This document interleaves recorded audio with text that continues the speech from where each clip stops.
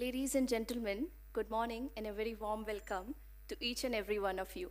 It's truly a delight to have you here today at future.AI, a seminar where we'll be diving into the exciting world of artificial intelligence and its incredible potential. With speakers from different backgrounds, we are set for an enlightening journey exploring AI's impact on various fields. I am Nikita Pawar, I am Princia. and it's our utmost pleasure to be your host today. So let's embark on this adventure together, fueled by curiosity and enthusiasm. Welcome again to future.AI, a seminar on future of artificial intelligence.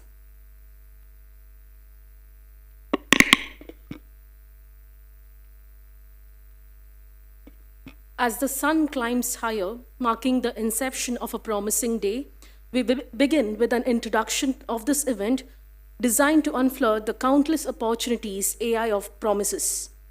But first, let us acknowledge the experts among us, starting with our inaugurator, Director of MIT Manipal, Commander Dr. Anil Rana, alongside with Joint Director of MIT Manipal, Dr. Somashekara Bhatt. Let us get ready to embark on a journey through the fascinating world of AI with our stellar lineup of speakers. From Dr. Neha Gandhi exploring generative AI to Dr. Manoj Sudhi dwelling into the AI in medical treatment and Advocate Pranav Bhatt unraveling the mysteries of AI and IPR. Joining them, we have Dr. Vidya Rao shedding light on AI impact on cybersecurity, Ms. Anusha Pai discussing AI in the hospitality sector, and Mr. Krishna Bhatt navigating the startup space with AI. This captivating seminar is a collaborative effort between the Department of Commerce, Mahi Manipal, and IBAT, the think tank, promising an unforgettable exploration into the vast realm of artificial intelligence. Now, without a further ado, let us invite Dr. Sandeep Shenoy, sir, Head, Department of Commerce, to welcome guests and gatherings.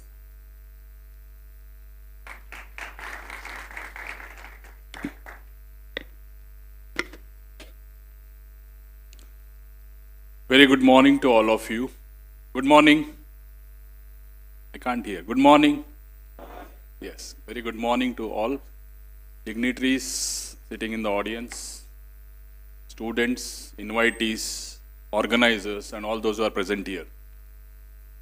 It's a very interesting seminar which we have planned today, and future.ai, something we are talking about, future of artificial intelligence. So this is a big industry with a lot of potential, with a CAGR growth of 19% year on year, supposed to be growing up to $4 trillion US dollar kind of industry.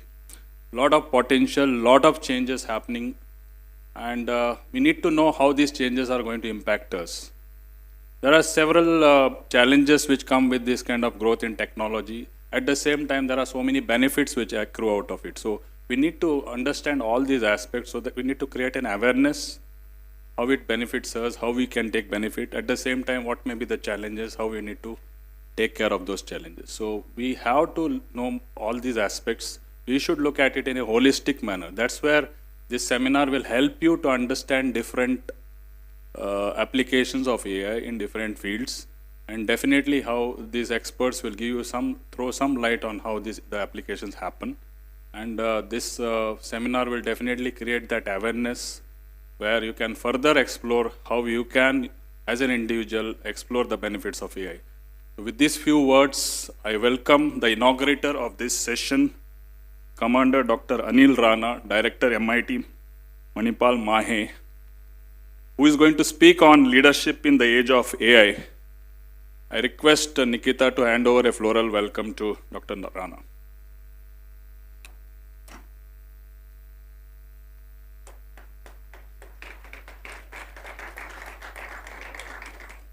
We have with us Dr. Somashekara Bhatt, Joint Director, MIT Manipal, Mahe, who is going to speak on effect of artificial intelligence in education, a very, very important aspect. As students, you also will be eager to know how this impacts education.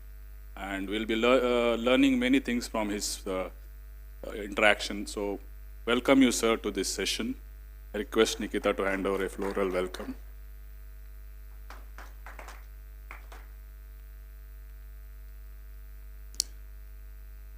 We have a galaxy of speakers who will be speaking on different topics. Some of them are here, some of them yet to join.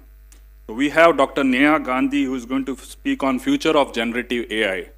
I welcome you to this session. Request Nikita to do the floral.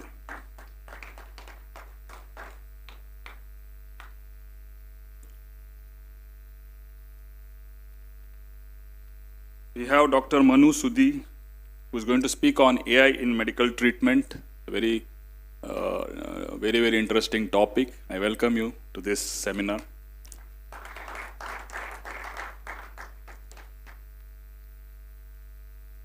Advocate Pranav Bhatt is going to speak on AI and IPR. Welcome you, Advocate Pranav Bhatt. Dr. Vidya Rao, she is going to speak on AI influence on cyber security. Welcome you, madam.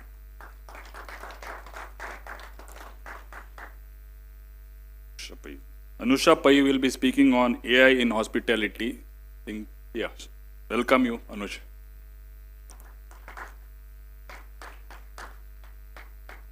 Krishna P. Bhatt will be speaking on startup space and AI.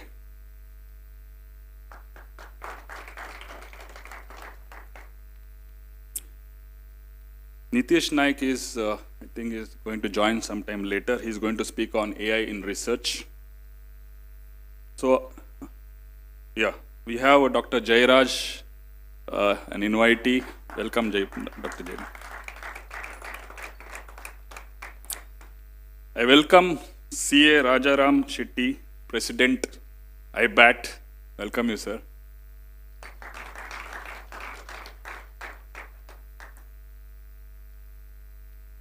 Okay, so apart from that, I welcome all the students who are present here, who are going to witness the various sessions by the speakers.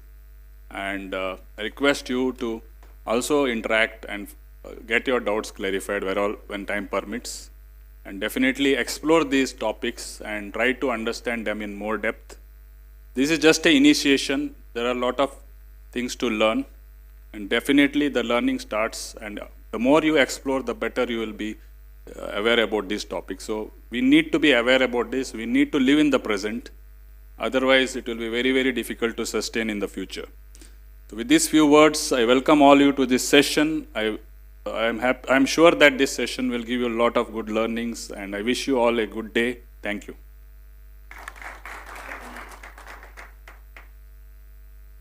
Thank you, sir, for that warm welcome. Now, may I welcome CA Rajaram Shetty, sir, the President of IBAT, to talk a few words about IBAT and the event.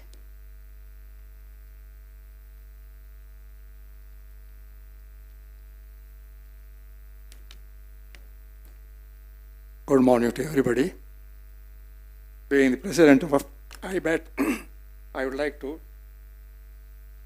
tell a few words about the trust that we are running.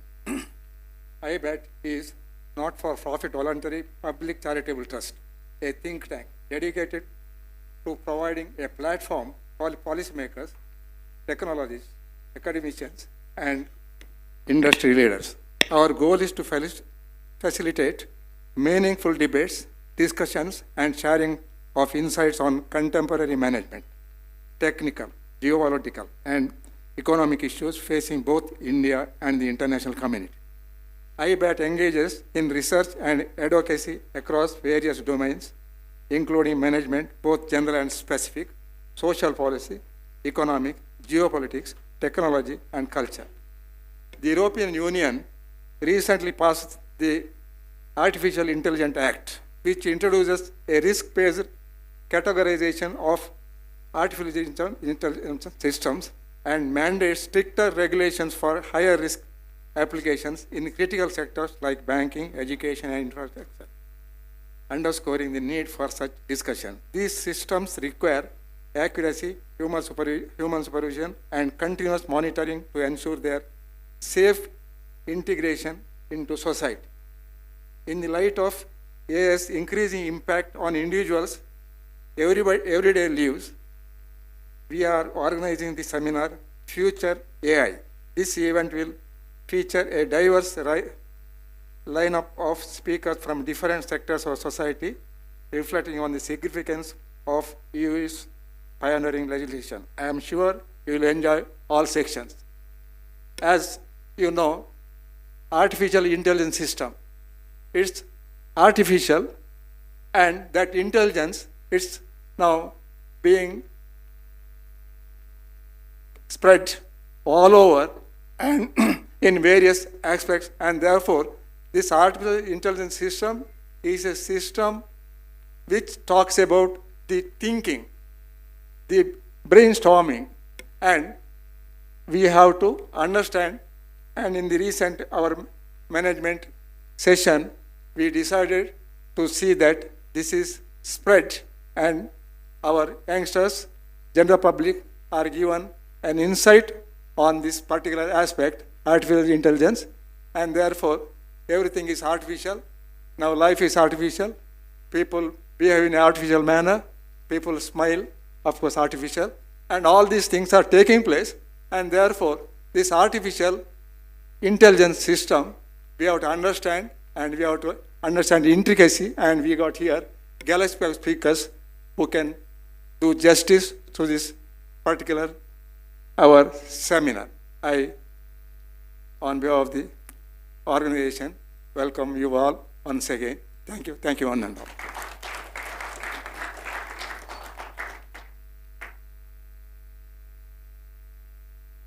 Thank you, sir, for your words and invaluable insights into the mission and contribution of IBAT.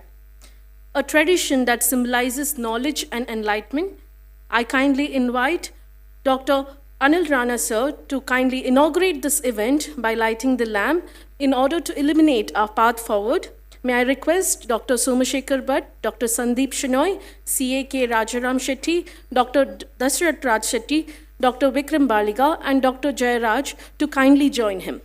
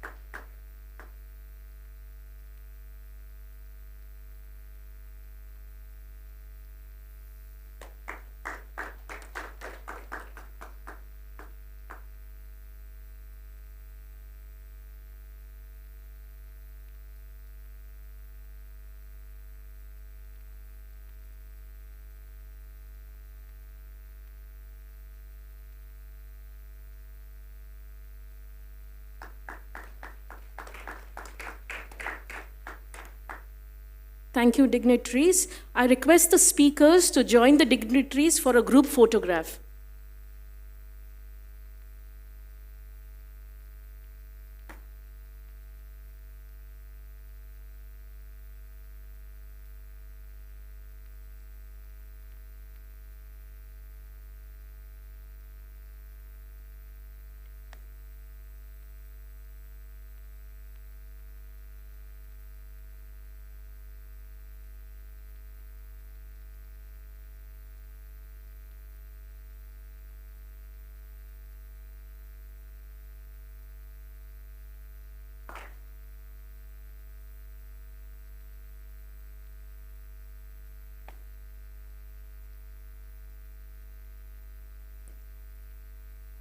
Ladies and gentlemen, it's my honor to introduce Commander Dr. Anil Rana sir, the Director of Manipal Institute of Technology. Manipal, Dr. Rana sir is not only a passionate humanitarian, but also a dedicated advocate for education and its profound impact on communities.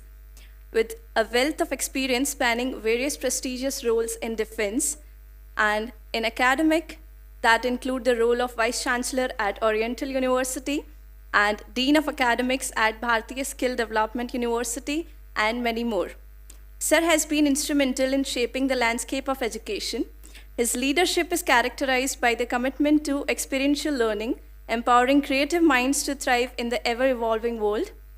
Today, Dr. Rana Sir will share his insights on leadership in the age of AI, drawing from his rich experience and visionary approach.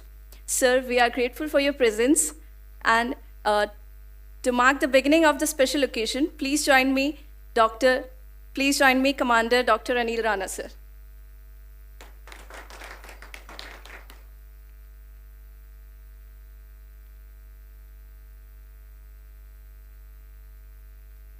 Thank you. Very good morning to all those present, and thank you for tolerating me last 2 times, I think, and inviting me for the 3rd time. It's good to be back.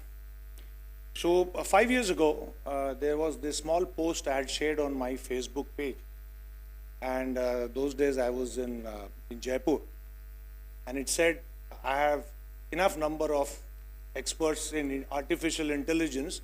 I'm now looking for someone with natural intelligence. And it gathered a lot of likes and comments and all. I'm going to begin with a short story. This is about getting a stealth frigate from Russia. Now, these naval warships are very complex. Today's warships are stealth. That means they have very low signatures. They can't be detected. And they have amazing number of equipment on board ships. So if you talk of weapon systems, so they are all armed to teeth, from surface to surface missiles, early warning radars, 500 kilometers range, short and medium radars, close defense systems, torpedoes, helicopters with anti-submarine warfare systems, etc., etc. Well, my role was to manage engineering systems. So we went to Russia to get stealth warships, the first of its kind. Now, what was different about this approach was, for us at least, in this project, that Russia for very long was our defense partner. It still is, but the extent of partnership has gone down. But it was in 2002 when I reached St. Petersburg, and we were supposed to stay there for about a year or so. Now, for the first time, we were buying warships which Russian Navy had never operated. Before that, Russian Navy, each design used to have 30-35 number of ships. So when the Indians wanted some ship, about 5 in number or so they would just give one part of it. But this time it was different. It was different because they were giving us 5 ships which they never had operated earlier. So these were stealth ships with very advanced control systems and operation systems. So the way it works for buying warships is the shipyard in Russia prepares the warship and then hands over to the Russian Navy, and then Russian Navy hands it over to the Indian Navy. So in one of the sailings somewhere in Baltic Sea, we were supposed to take control of the ship. And I observed that the engineer officer of that one particular stealth ship was sitting in front of this digital panels. Before that, we used to have all kinds of machinery. The gas turbines is just like an aircraft engine. So you can imagine all those numerous buttons up and down below. Press of each will do some operation and the engine start running. But this time, since it was a digital system, they were touch screen buttons. So this guy was operating. There were 2 flunkies, or matrosh as they call them in the Russian Navy. These guys are not paid, they are conscripted. For 5 years they have to serve. Anyway, these 2 youngsters were standing. This guy would press a few buttons here, look at them and say, and these 2 guys would run in the engine room. After a few seconds, they will all come back. It's sweaty because it's very hot in the engine room. Okay? They'll come back and they will say, and they say, okay. Then he'll do something and then say, and these guys will run again. This happened a couple of times. I asked that officer, I said, what are you doing? Why are you sending these boys down? And he looked at me, he said, I don't trust this system. What I'm trying to tell you is, whenever there is a change in technology, trust is something which becomes very crucial, especially for leaders. And that is happening now in the AI era. If you are in a leadership position, and you don't trust the system, it's going to be very difficult for you to bring change in your organization. And to build that trust, you need to understand the system. That means you need to understand its strength, its weaknesses, its limitations, conditions where you can apply it, conditions where you don't need to apply it. In the end, the decision making is in your hands, and that could be very costly. We have still not reached the stage where leaders would trust the AI or Gen AI in making decisions. But it certainly provide you very valuable inputs so that you can make that decision. So the entire perspective and the context of decision making is going through a sea change in organization. This includes the military organization. What it means is, earlier, say, supposing you're just looking at your dashboard and you have some data which gives you some insight, that was fine, that was static. Now, in the age of AI and generative AI, with some buttons, a few texts, you can create your own search, configure, and create instantaneous insights which were not possible earlier, thereby allowing you something unique, the speed and flexibility of drawing analysis from the same data that we were looking at earlier. So that is what is changing now. And the sooner the leaders understand this and adopt this technology, the better for the organization. If you want to remain ahead of the curve, then you need to drive that change in the organization by remaining at front of that change. So this is what is happening now. I am amazed by the way things are moving. We talked about Chat GPT some time ago. Now it's Chat GPT 4. Yesterday in the Times of India article, you're looking at, when you talk about Chat GPT, it is 1.76 trillion parameters you're talking about. Such a huge number of parameters. Now is the time where texts are being converted into matrices so that relationships can be built up very strongly. We talked about generative AI helping in learning, writing essays. I myself use it so many times. In fact, I've got some article here. I've used Gen AI to produce it. But now people are going one step further. Yesterday it was agentic learning that we were talking about. That's the next step. If you use Chat GPT, you want to write an essay, you say, write an essay on Dr. Anil Rana. It'll write something and give it to you. But that is something which only moves forward in writing. Now, agentic learning will draw first a framework of that essay.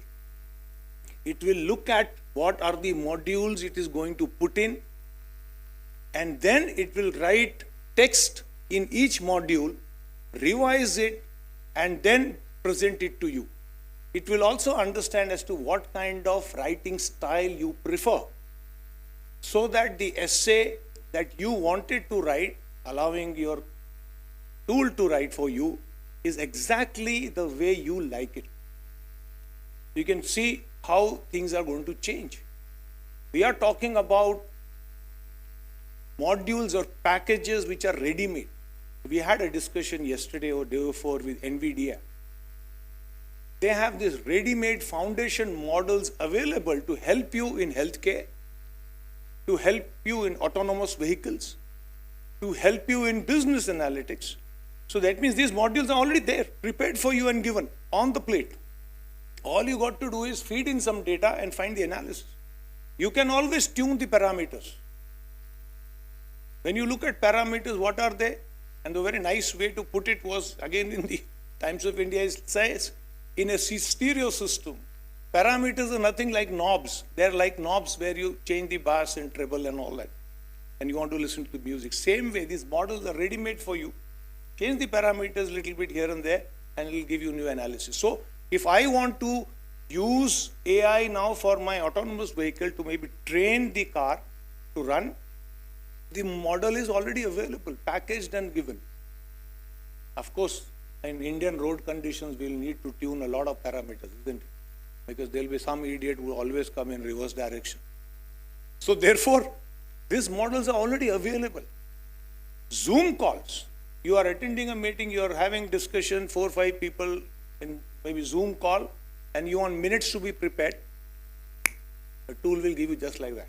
You don't need people to take down the minutes and edit and present it to you and give it to you. All the repetitive tasks in your organization will now go to AI. Of course, you or others in your department can use it as a tool to enhance productivity, to optimize logistics chain in a business, to find new ways of earning revenue, to make your business profitable.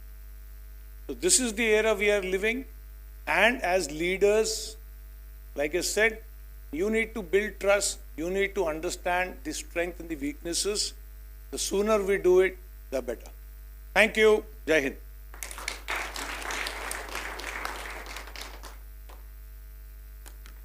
Thank you, sir, for your enlightening discussion on the leadership in the age of AI. Your insights into navigating the complexities of leadership in our rapidly evolving technological landscape has been truly inspiring. We deeply appreciate your expertise and guidance. Now, I would like to invite Dr. Darshat Raj K. Shetty, sir, to present a token of appreciation to Commander Dr. Anil Rana, sir.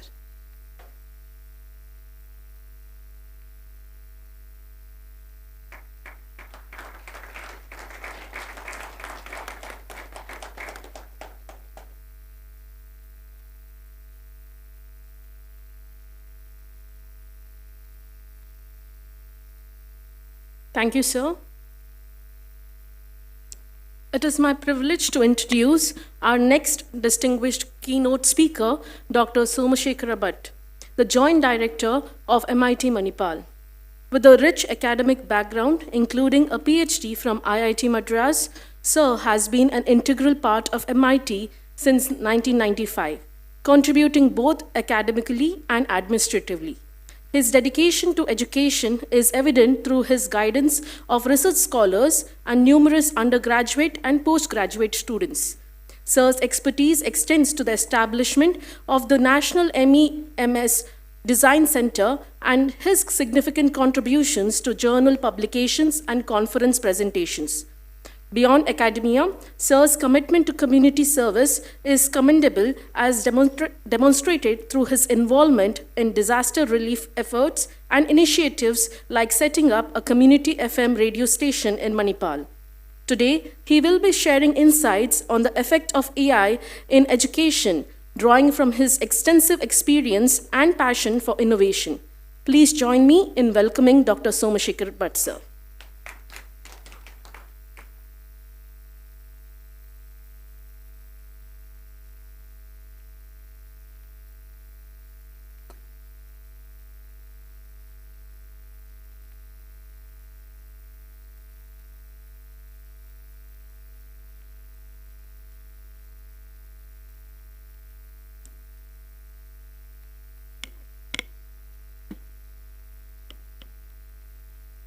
Good morning.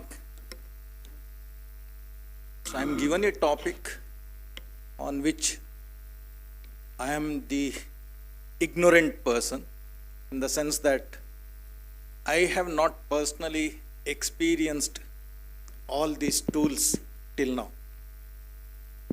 Consciously I have kept me away from these tools, but I do not know how long I can keep myself away. Why is this buzz suddenly? When I was doing my BTech 86-90, we had this subject. We had this course on artificial intelligence. We studied. But 1986 to 2024, now everyone is speaking. From common man to experts, everyone is talking of AI. Why sudden change happened? Two things that were limiting us at that time was for AI to be reality. One thing was you needed huge data, and that was missing. At that time, you didn't had that much memory available to store data, and there was no data available. And how did we enable that now? With all cloud resources, today all your data is available at one place with some big players. So that is data aspect. Next, you need to analyze that data, you need to do computation. So you needed computational power. So director was saying few trillion variables, no? So if it is a traffic related data, if it is an autonomous driven vehicle, then you will have to take every second decisions, analyzing so many trillion variables. In that case, just imagine what is that computation power you are looking at. And today, with supercomputers, with networked computers, you can imagine doing such computation. So with these two powerful tools in hand, we are able to talk more deeper into AI. For me, experience of AI came through a different route. Around 2020, Gandhian Center started a MA program on ecosophical studies, and they asked me to teach history of sciences. So there was no prescribed curriculum, so I had to develop the curriculum and deliver it. So then in the first class I gave what will we be discussing for the entire semester. We said that first class will discuss about all those developments that happened in the area of physics, and we will pick up only few of them, because if I start speaking developments in the area of physics itself, it will be a semester long or year long course. So critical developments, with that, how the society was before that development, how the society is after that development. Such a transformational development that should be. So we will discuss in physics, chemistry, maths, biology, medicine, telecommunication, construction, like that. I had given the semester calendar. Now I had to develop content for every discussion. So I started searching the internet, because today that is the easiest resource that is available. So physics, I did put lot of efforts. I got the content. Next was chemistry. I did that. But from third week onwards, my WhatsApp, my news items that were popping up when I opened my mobile, I started seeing what was that topic I had to discuss in the subsequent weeks. The related material started coming. Without my notice, things started coming. I had my walking friends, one from health science, one from a company in Manipal. So I was asking, is it possible that these tools are so powerful that for my today, for my this week's day-to-day dealings, what are all I need, whether that tool is capable of providing that? Has it become so intelligent? But we were thinking that no, how will it know that I need that? So then I met one of my student who has a startup in Manipal. What he said is, sir, you feel that you have switched off your mobile, but on the background, mobile knows all that you need. So you have your calendar there, and even though you have switched off the mobile, but it is still listening all that what you're doing and what your activity you're doing. And now it knows if what content that is relevant to you, from whom if it comes, you feel that the data is authentic, the tool starts sending data from them. So that means that on the background, tool has already become intelligent, and it knows what you need and it is giving. So that way my subsequent classes became effortless, because many data came on its own. So that is one experience I had of these tools without me consciously doing it for that. Another discussion, when I was HOD of electronics department, many of the publishers used to come to us saying that, can you prescribe our textbook? Because it is a marketing strategy. Then I was recommending them that, see, today you should forget about selling hard copies of the book. You should be selling e-copies of the textbook. Because I have a challenge. Challenge is, one, my students do not go to the library for the entire semester. So all that books I have put in the library are not being used at all for the entire semester. But during the examination time, all my students are in the library and all my stockpile of book is not sufficient. So that means that my stock has to be dynamic. During the examination, I should be able to provide the textbook to all my students, and other time, so I need not have to have those books. The other one was the space. So for the entire semester, library space is not utilized. During the examination, you fall short of this page. So can I overcome this? If you have a e-book, then surely you can overcome this. So you can give the book to the student and student can read it from anywhere. So that was one aspect. The another aspect is, if I have a subject, how many textbooks I can prescribe?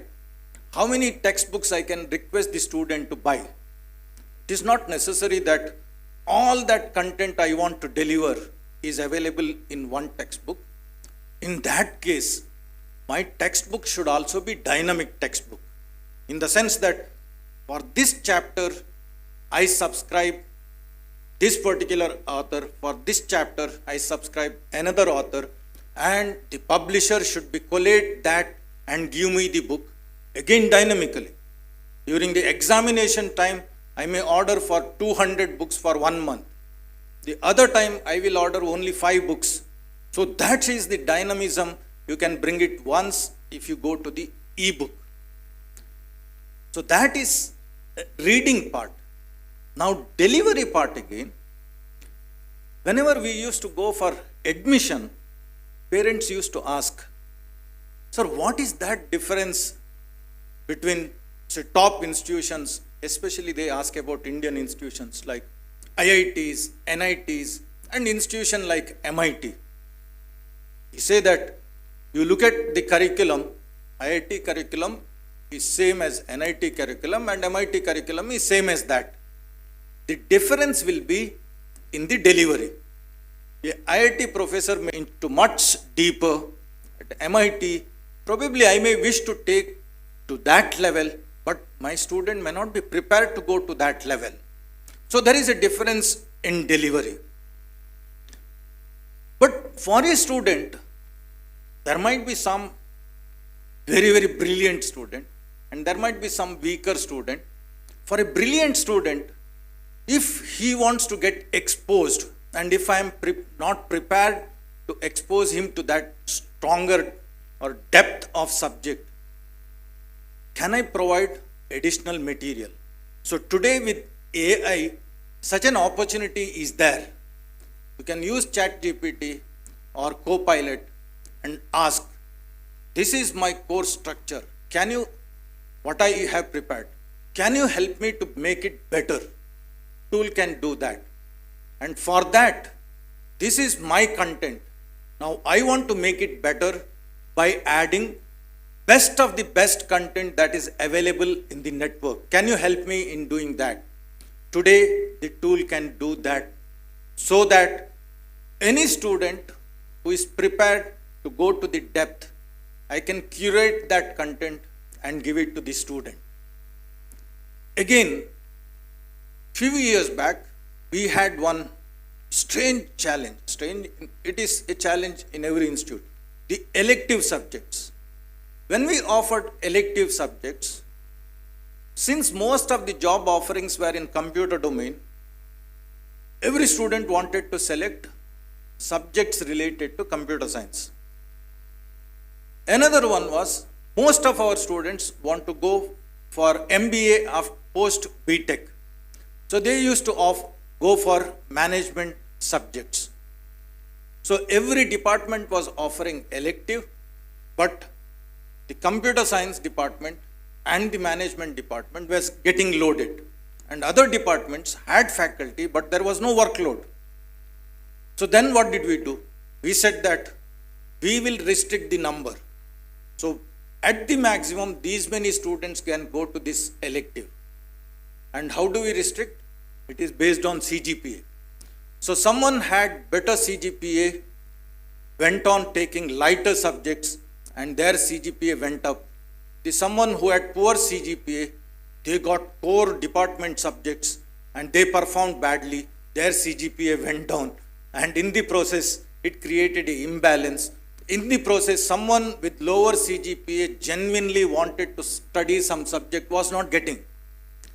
Then we looked at, can technology assist us? So then we looked at MOOC platforms, various MOOC platforms, where we wanted some subjects exclusively for computer science, where we had no expertise. Then we wanted exclusively subjects for non-computer science, but computer science. Third one was management subjects for all. So when we looked at, Coursera came up with better bargain, and Mahe subscribed to Coursera platform. So today you have free access to Coursera.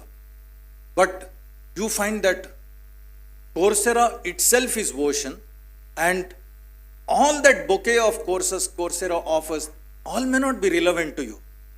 You may want to study some from MIT OCW, or you may want to study from Udemy, or you may want to study from NPTEL.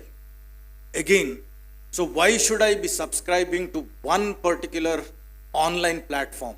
Why shouldn't I be having access to all those material, and AI help me in giving me the best content for the topic that is relevant? Maybe it is for my bridge course. Say, today I am in mechanical, tomorrow I want to get into robotics where I need some electronics. I need a bridge course. Can AI help me in giving me the best content to prepare myself for my journey in, say, robotics, so on? So it is possible. If this is learning aspect, as a teacher, my worry was assessment. Today, if I give a problem, how many of the students are using their natural intelligence and solving the problem, and how many of them are using AI tool to solve the problem? If you ask my students, 90% of the students will say that we are taking help from the tool. If that is the case, now how authentic my assessment of the students will be? So we had two challenges recently we faced. One is after this AI development. Before that, during Corona, we had a big challenge of conducting exams remotely. So at that time, one option was go for multiple choice questions, and students were smarter in using the tools, and we found that there was no spread in marks at all. Everyone was getting similar marks. So then we thought, can we set a different set of multiple choice questions so that I can really create spread in the marks students score, even if they try to copy? So I'll just show few slides where one slide on what is that experiment we did. So AI tool, again, if you do, it will do normal multiple choice questions where memory recollect, that type. If you really have to take to the depth, then tool will, at present, tool is not prepared for that. So we wanted to prepare a 5-mark question. And so that was the question. So you need not understand what the question is. And we gave based on what are all has been asked. So we gave the probable answers, and you can just see that there are so many combinations. Somewhere just the unit description is missing, somewhere the numbers are different, all of that. Now, such a 5 marks or 10 marks question, if you give multiple choice, and if the answers are interdependent, if you go wrong in first answer, then there is a high probability that you will lose whole marks. So then how do we overcome that? So for that we did a strategy like this. You can just see this table. So there are any one answer, if you pick, you will get 2 marks. That means that in the options what we gave, 2 of them are common and they are the right answers. Then if it is B, C, D and L, you see that you will get 3 marks. That means that those combinations have 3 right answers. So even if you copy from your friend, then you will have to make sure that your friend has got it right. If your friend has not got it right, then there is a high chance that you will also lose marks. So with that we got a nice spread of marks. Okay, this was pre-AI. Now post-AI, before coming to this, I requested my research scholars, I will give you 2-3 problems. Use ChatGPT or Copilot and see what solution you will get for the design problem what I am asking. So what I want is you have to give me an answer which is very close to what I am looking for, and in reaching there, what are those queries you are feeding? That queries itself will be my assessment. If you are able to get the right answer with minimum queries, that means that you have prepared yourself to solve such problems. So this was one exercise we did. So I wanted them to generate a waveform that is shown there. So one scholar gave the problem statement as that: design a circuit to generate a step waveform which starts from 1 volt, increases in a step of 1 volt, and then reaches 3 volts, and then starts stepping downwards in a step of 1 volt. That is what waveform I gave. The scholar translated that into a problem statement that is written in words. And then student used ChatGPT. So ChatGPT gave that answer, which is little closer to what I am looking, but it was not closer. Just see what other student did. Problem statement is the same, means problem was the same. Student translated it little differently. The result coming out is different. So that means that all of you, if I give you a problem, it is possible that unless you make use of your natural intelligence, unless you are able to translate the given problem statement into a right query to the AI tool, then the end result will be different. How quickly you can come to the end result will depend on how best prepared you are to solve that problem. So prepare yourself for generating right queries, and with that queries, what answer you get, prepare yourself to analyze and see whether that result which is coming out is closer to what was looked for, or you need to refine your query. So probably that will be the future of learning. And for me, so they said that future of AI, I'm worried about future of natural intelligence, because today we have lost the ability to remember numbers. I don't remember any of our phone numbers. We have lost the ability to locate a place when we go to a different place. We depend on Google Map. Our ancestors never depended on that. When they asked people queries they asked to the people and located the place. So we knew people each other, we knew neighbors each other with that. So we have lost that ability. Our brain cells multiply, our neuron network grows only if we make use of our intelligence. If we transfer that responsibility to an external intelligent system, then this is not required, no? So after few generations, all those capabilities which we have failed to make use of, body will start feeling that it has no role to play. And this brain, what we have, that has been developed with great difficulty, with lot of efforts. That is why we are the supreme power in this world when compared to all other living organisms. So if we have to maintain that, if we have to ensure that that artificial intelligence will not take over us, we have to keep this intelligence intact and make it grow further and further. That is my wish, and wish you all the best. Thank you.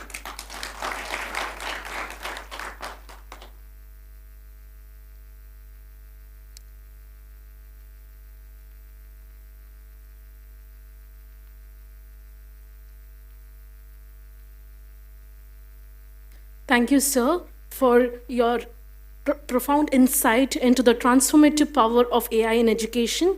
Your expertise has undoubtedly enriched our understanding and inspired us to be innovative towards educational endeavors. I would like to invite Dr. Sandeep sir to present a memento as a token of our gratitude to Dr. Somashekar Bhatt.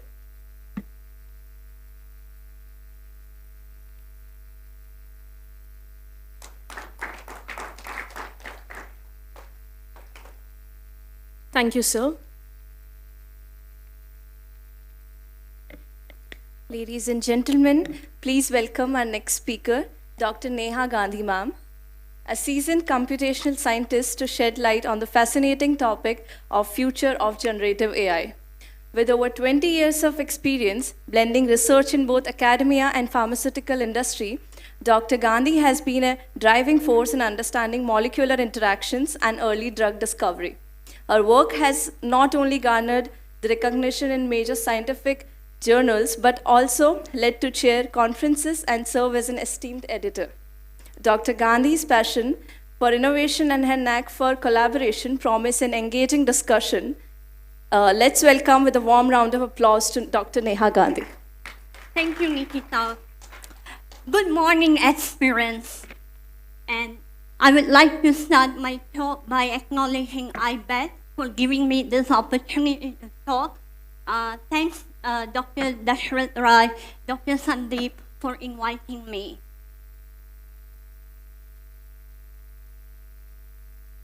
I prefer to start my talk by acknowledging women and women in STEM. I will come back to this slide later in my talk as well, and I think I'm very happy to see a lot of female in the audience, as well as the two excellent photographers over there. Now,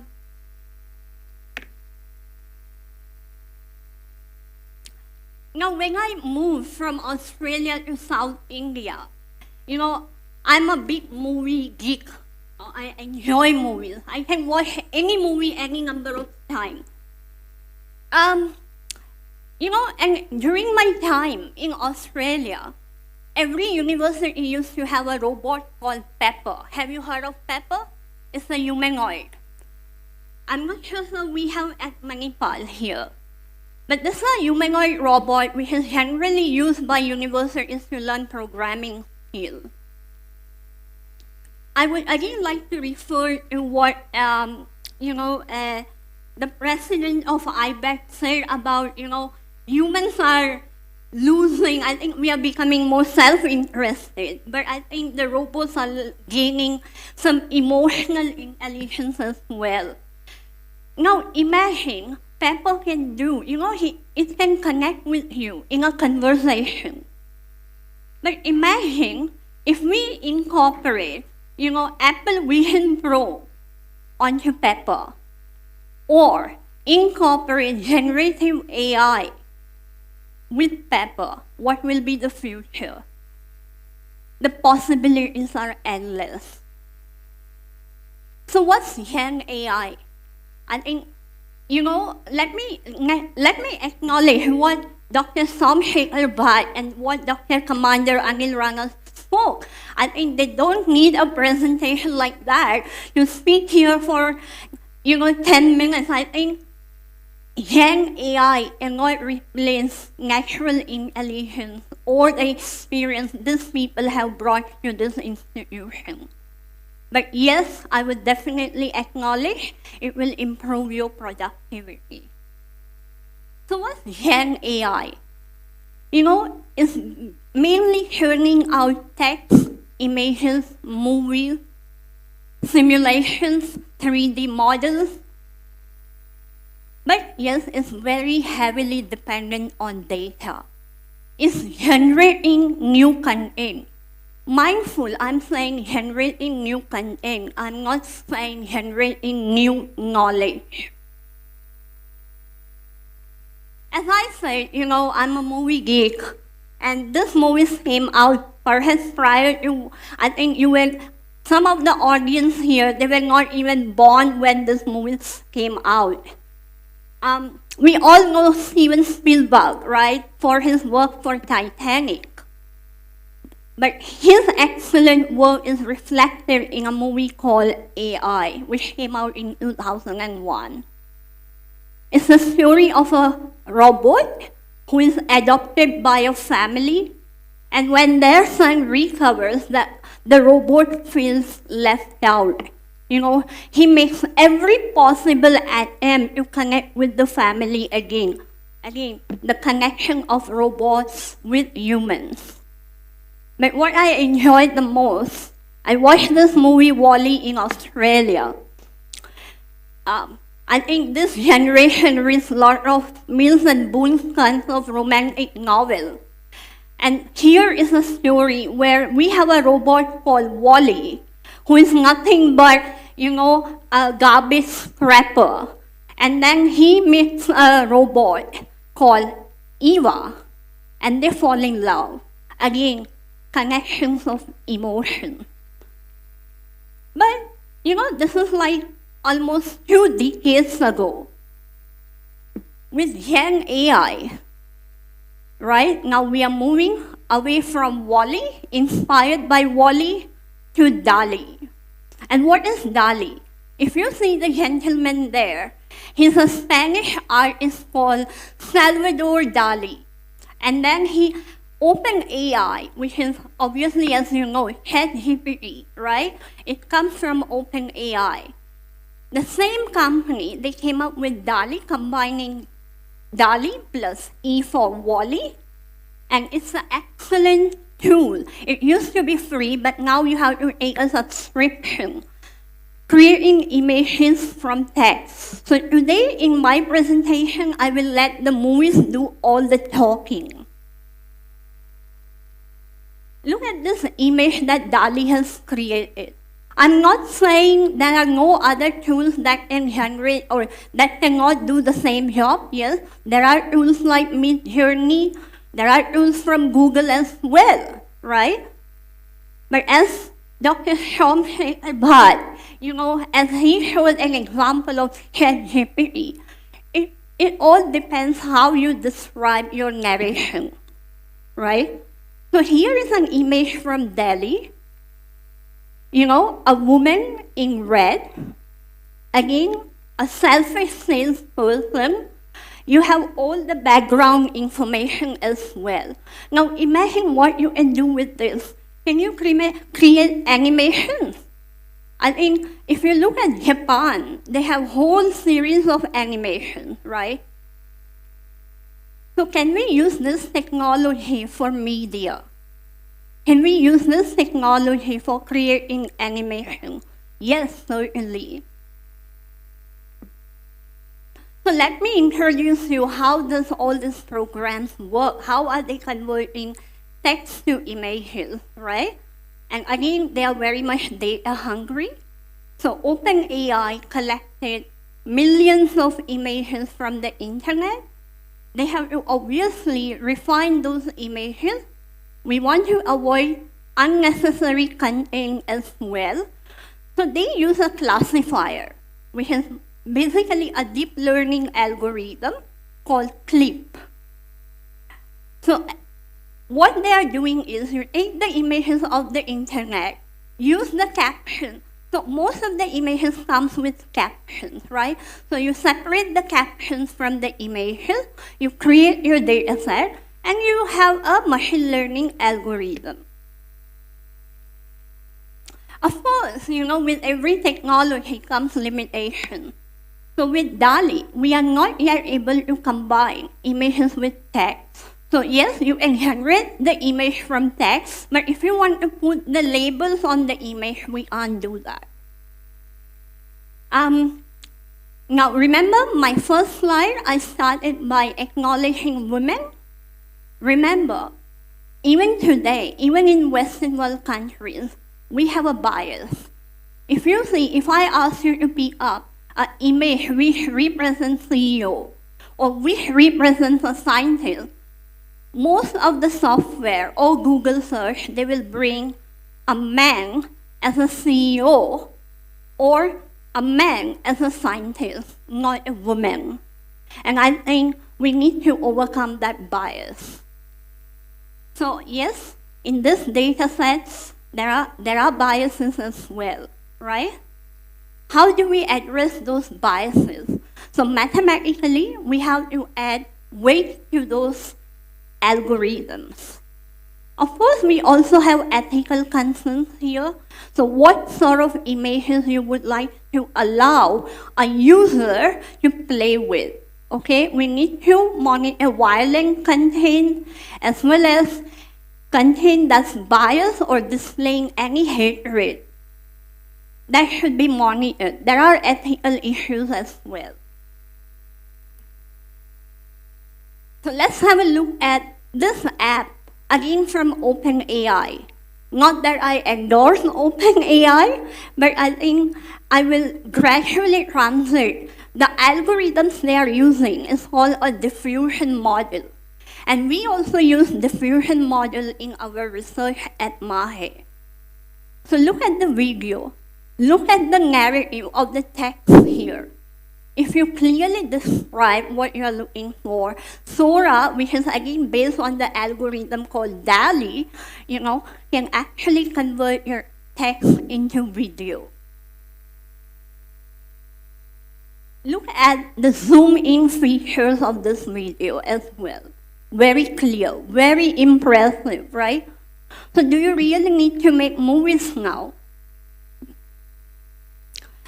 So more recently, Hollywood directors are rethinking about their investment into making studios. I'm not saying all these technologies are going to replace what human labor can do. All I'm saying is, yes, we can certainly improve the productivity. Again, Sora is not free of limitations. There is something wrong with this video. Can anyone in the audience point out what's wrong?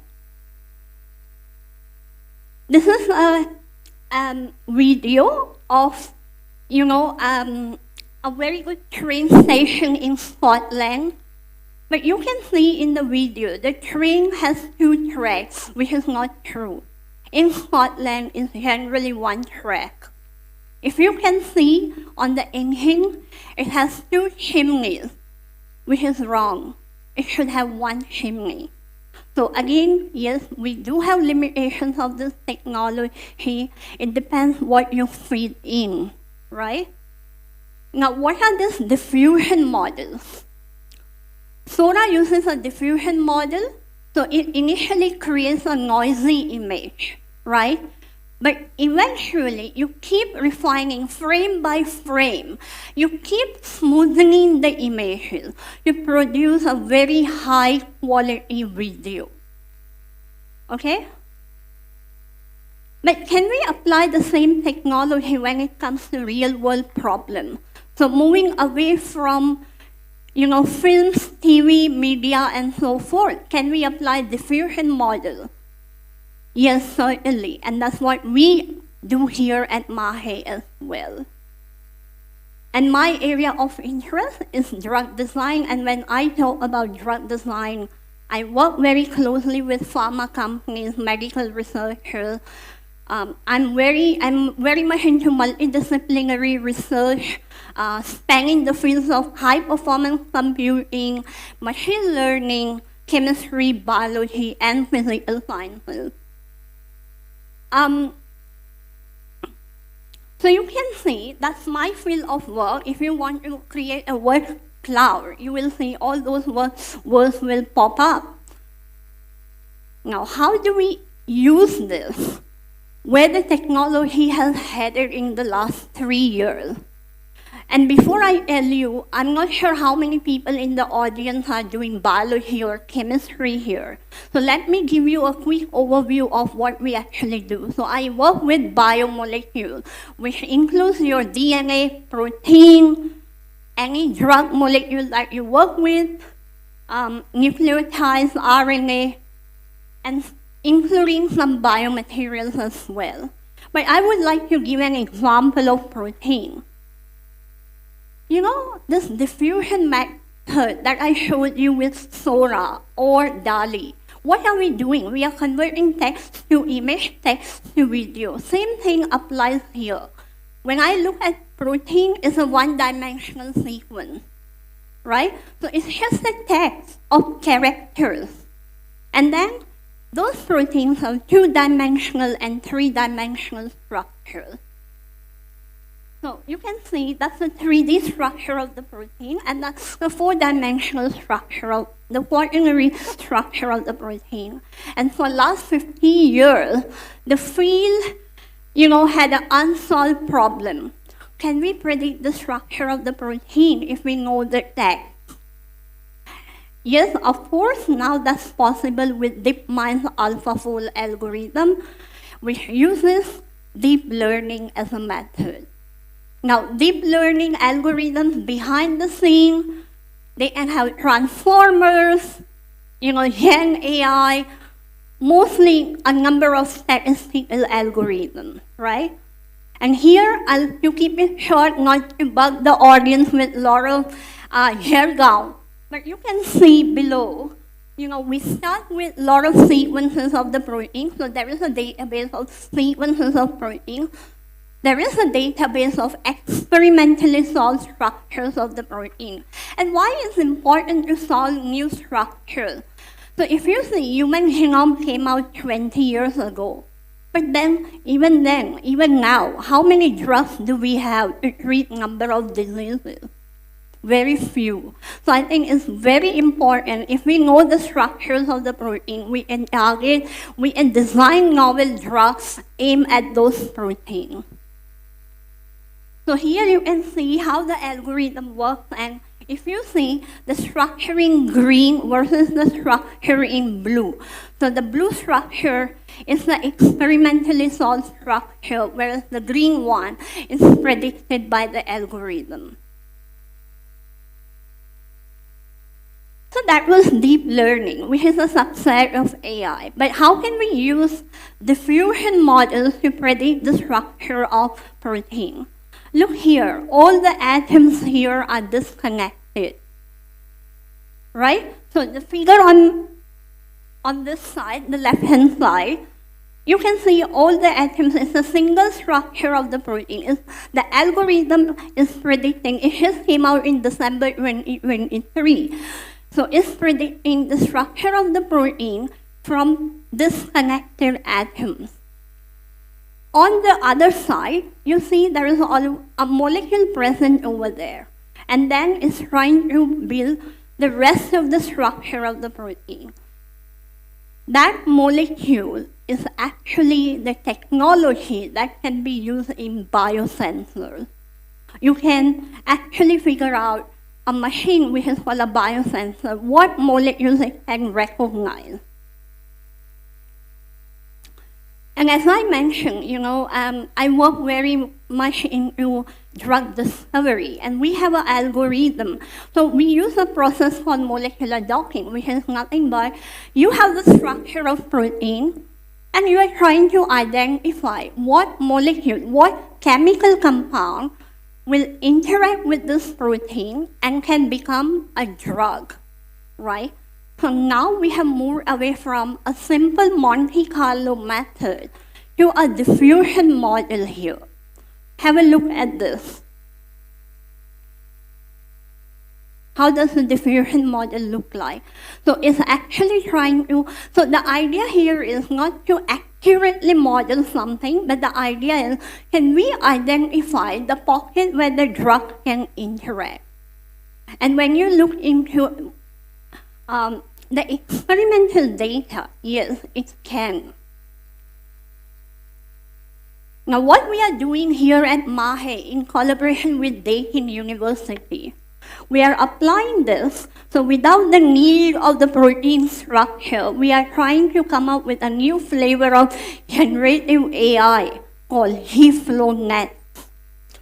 We are applying this to chemical problems. So instead of worrying about the protein and its structure or its mechanism, we are just taking the compounds from chemical databases, which are in billions. So we start with small structures, convert them into text again, text description. We make them learn, right? Now, what do you want to predict? Do you want to predict cancer activity? Do you want to predict bacterial activity or something else? So that's your criteria. What are you trying to predict? So in our case, we are trying to predict antibacterial activity. So we can come up with novel antibiotics. So I have given an example below. How does this work? You start with very small, tiny compound, and then you grow the compound. And then at every node, right? Every node, we are checking them for the activity. Now, when the compound is generated, according to the desired property, we award a reward point. And that's where the compound generation stops. So again, I would like to reiterate, we are not trying to replace the human effort, right? We are not trying to replace human intelligence. We still need to go to the lab. We still need to make all those compounds. We still need to test all those compounds in a biological setting. But what we are trying to do here is to narrow down from billion compounds. Imagine if you have to make 1,000 compounds in your PhD. It's almost impossible. Even if I give you a high throughput machine, you can't do it. A chemistry PhD, they can make maximum of 20 molecules in 3 years' time. And here we are dealing with billions of compounds. So what we are trying to do is use Gen AI as a tool to narrow down our ensemble of molecules. So to wrap this up, I would like to quote, it's always hard to predict the future. And David Baker always said that, and it's only getting more true. So if people ask me to talk on future of Gen AI, I think in terms of real world applications, we are still evolving.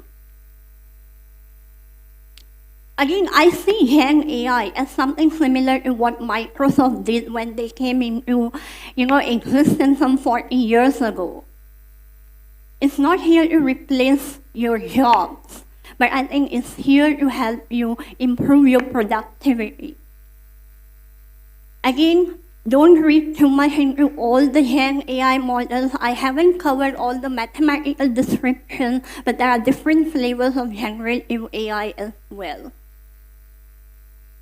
I have shown you excellent examples how we are applying Gen AI not only to ChatGPT but to real world problems, life sciences, drug discovery, materials modeling. And with that, I would like to acknowledge my collaborator from Australia, Dr. Santurana, who is the head of AI and robotics at Applied Artificial Intelligence Institute, Deakin University. And now we started collaborating with Dr. Muli here with Computer Science Department at MIT. And let me tell you, within 6 months, I have 2 students joining me as an intern, and they are so good at coding. They're so good at data science. and they are working on the chemistry problem that I have shown to you. And if this suits your interest, I'm happy to have you as intern. So again, once again, thanks Dr. Dashrath and Dr. Sandeep Shenoy for having me here.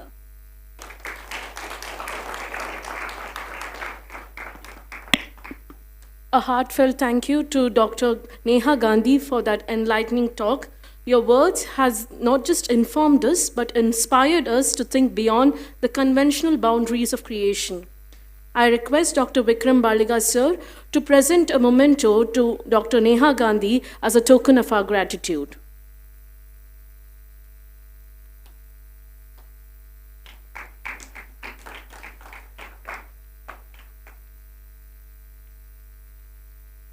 Thank you, sir. Thank you, ma'am.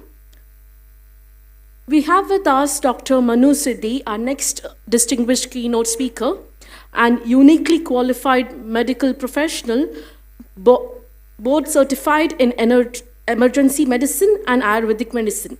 His journey began in Kochi, where he earned his BA/MS from Amrita Ayurveda Medical College and MBBS from K.S. Hegde Medical Academy. Dr. Sudhi then pursued an MD at KMC Manipal, currently serves as an assistant professor in emergency medicine. Passionate about integrating AI and healthcare, he is co-founded and started focusing on AI solutions in healthcare, collaborating with his mentor, Dr. Jairaj, and colleagues from MIT, highlighting his commitment to innovative technology. His specialties include emergency medicine, AI in healthcare, Ayurvedic medicine, point-of-care ultrasound, student and resident education, and healthcare technology entrepreneurship. Today, Dr. Sudeep will shed light on the transformative role of AI in medical treatment, drawing from his extensive knowledge and dedication to improving healthcare outcomes. Let us now give a warm welcome to Dr. Manu Sudeep.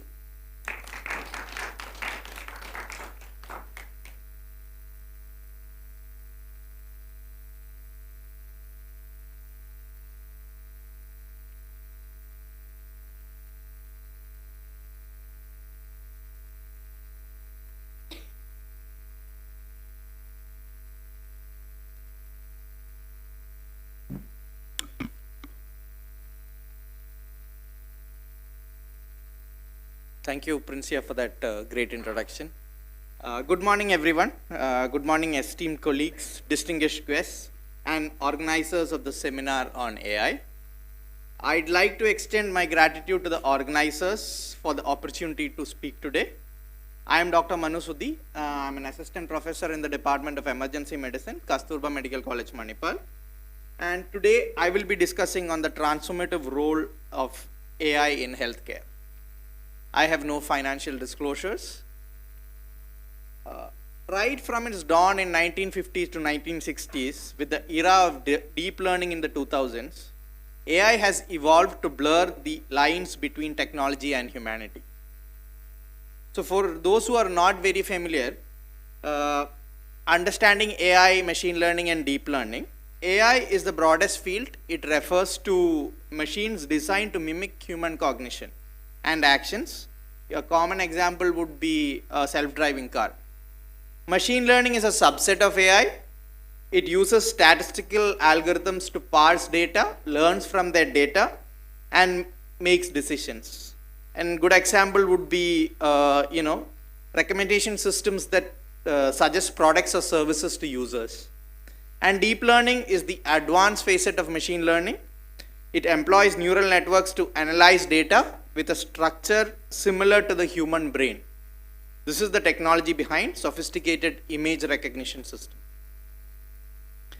Now, AI in healthcare, there is a definite paradigm shift. It is a game changer because it can provide unprecedented insights into patient care and treatment outcomes, streamlining healthcare delivery by analyzing vast amounts of data which are far beyond human capability. So before I go into AI in healthcare, the market size and economic impact. The projected market expansion for AI in healthcare is forecasted to reach 10 billion by 2024 and surpass 21 billion by 2026. Why this is important? Why am I talking about this? This is because this growth reflects AI's pivotal role in enhancing healthcare efficiency and outcomes. The major contributors are medical imaging and diagnosis, drug discovery, therapy planning, and hospital workflow. So, when you're reaching a healthcare institute, any hospital or doctor, the first step is diagnosis. Now, this often includes, putting a lot of things together. Symptoms, what symptoms you're presenting with, what is the background of the patient, lab investigation results, imaging, X-rays, CTs, MRIs. So, collect information from all these aspects and we put together a the provisional diagnosis or the most probable diagnosis based on all this.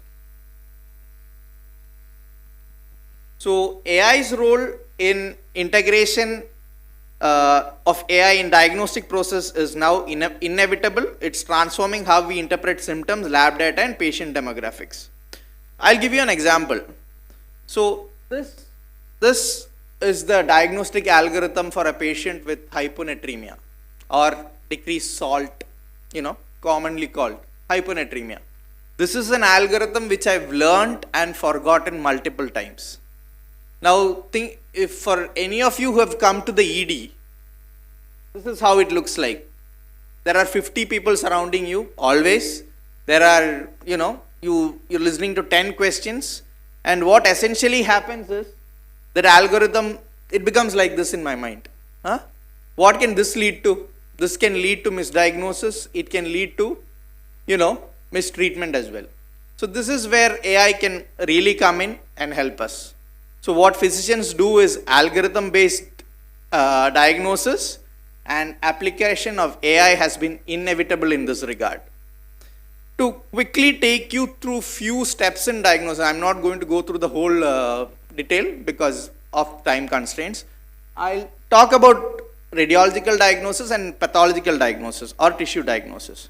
Now, AI in radiology is one of the branches of medicine where a lot of work is done with respect to AI, with analyzing X-ray, CT, and MRI images, or enhancing PACS, which is the picture archiving and communication system. AI is being used to reduce human errors and detecting critical conditions. To give you an example, we have innovative startup companies like Analytic. So Analytic can improve detection accuracy of fractures, extremity fractures. You can see the fractures being highlighted in this picture, and this can improve detection accuracy of a radiologist or a physician by 20%. Yes, we have a lot of examples where these algorithms are better at diagnosing conditions. Here is an example where it is better at diagnosing a pneumonia than radiologists. So AI improves entire radiology workflow, right from acquisition to prognosis. Quickly moving on to pathology. Now, pathology is another field where you have the tissue diagnosis. So a lot of existing images are fed into the neural networks in the training phase, and then these networks learn from it and are tested in newer images to make a diagnosis, and the results are overwhelming. Yes, so we have technologies like whole slide imaging and web microscopy. These innovative processes digitizes glass slides into massive analyzable digital slides, enhancing the traditional microscopy through advanced software and hardware. What this essentially involves is you have access to a pathologist even to a remote center. Even if you don't have a pathologist in a remote center, he can always go through the slides if it is in the digital format, and this considerably reduces time. A biopsy result would normally take 10 days. So with the advent of AI and being used in pathology, you can have faster results. So that is something which we are looking at. Quickly moving on to the treatment aspects. Treatments are basically two types, medical and surgical. So if we are talking about medical, it is mainly in the pharma industry. It is in streamlining drug development, enhancing drug selection, and versatile functions. That is, AI assists across pharmaceutical sector from drug discovery, repurposing to improving diagnostic accuracy and treatment personalization. So, from the moment of discovery to proper execution of a drug molecule, it takes around 12 plus years and around $3 billion on an average. With the use of AI, the time can be considerably reduced and the cost can be brought down by about 70%. The other aspect of treatment would be surgery. So now you have, if you're looking at surgery, just like the stethoscope has transformed medicine centuries ago, AI-driven surgical robots are set to redefine surgery in the 21st century with their precision and efficiency. So some examples are automation of tasks like suturing or your stitching. Robots like Raven and PR2 achieve high accuracy rates. Moving on, AI in anesthesia. So typically, if you have a patient who is being given anesthesia, you have an anesthetist, you have a technician who is sitting and monitoring. So we have machines which are developed, MechSleepy for example. MechSleepy is developed by the McGill University. It's an innovation and cutting edge automated system delivering anesthesia, adapting in real time to patient needs during surgery. So what it essentially does is it has sensors which can detect emotion, it can detect vital parameters, and then it can detect what stage or what level of anesthesia this patient is at. It is capable of administering drugs according to the needs. It is used in all phases of anesthesia, induction, maintenance, and emergence. So Sedasys also works with a similar principle. So those are some developments in the field of anesthesia.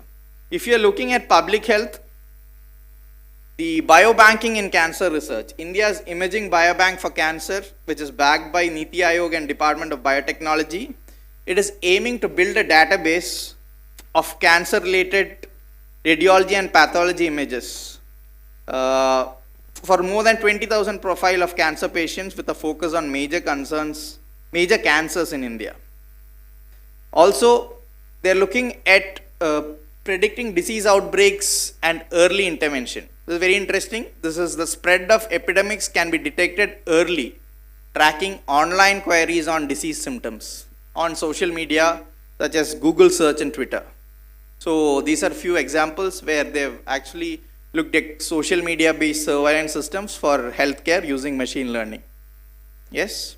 Now coming to health insurance industry, health insurance is a major part of healthcare. Here also AI is used. It is used in the operations, saving time, claims in claims management, customer analysis, tailoring insurance for the customer and giving them cheaper options, and of course for fraud prevention. So now everyone is aware of electronic health records. We've moved from writing it down on a paper to electronic health records. So this has significantly reduced errors and improved the continuity of patient care. Now to maintain the accuracy of electronic health records and effectively manage extensive data sets, AI algorithms are essential. So this essentially gives clinicians can focus on care rather than getting overwhelmed by data. So this is the role of AI in medical research. I've titled this slide as Abundance of Information and Physician Limitation. So doctors are supposed to be, up to date on medical advancements in the field of medical science. Now, I don't know if you are aware, but primary care journals alone bring out around 7,000 articles per month. And it is nearly impossible to keep track of that. So again here, we can take help of AI, which can help us in going through this data and highlighting what is important. It is also helping us in our research, what is going on. Yes. So that is regarding the use of AI in research. Okay. Now, regarding AI in healthcare in India, India's embrace of AI in healthcare spans from Aravind Eye Care's collaboration with Google Brain and startups like B2 and Briefcase. So these are revolutionizing personal health monitoring and record keeping, illustrating a vibrant tech-forward healthcare landscape. Now, it is not without challenges. There are a lot of challenges associated with this. You have problems like high capital requirement, potential for increased unemployment, difficulty in deployment to the already existing systems, reluctance among medical practitioners to adopt AI, and ambiguous regulatory guidelines for medical software, lack of curated healthcare data, concerns regarding privacy, and state and federal regulations. So, to conclude, this is inevitable. Data overload is inevitable. With the medical industry generating vast data daily, AI models are trained on electronic health records, x-rays, and other reports are crucial for centralizing and harnessing this information efficiently. The second picture shows you a busy department in the hospital. So what essentially happens is our face time with the patient is essentially reduced because we are drowned in all this data. So if we have help from AI in this aspect, it can actually help us, give us more face time to the patients, and this can make a huge difference. I think AI is a solution. AI is the solution. I am lucky to be part of 2 startups, and we work in this domain. AI in healthcare, Ganglia Technologies and Dasha Padmaja Solutions. So yes, we definitely feel AI is the future. Thank you for listening to me. Sorry I had to rush through the slides to stick to the time limit, but thank you so much for listening.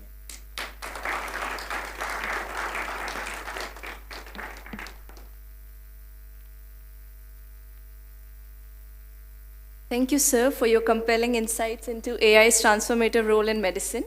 Your dedication to bettering human health through technology is truly commendable. Now, may I please invite Dr. Darshat Sethi, sir, to present a token of appreciation to Manu, sir.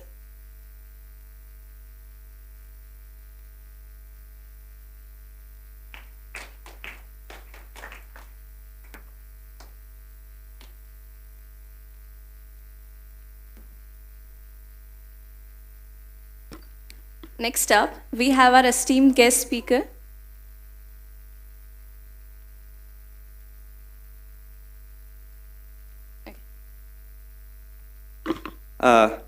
Good morning. I understand you're from Department of Commerce, isn't it?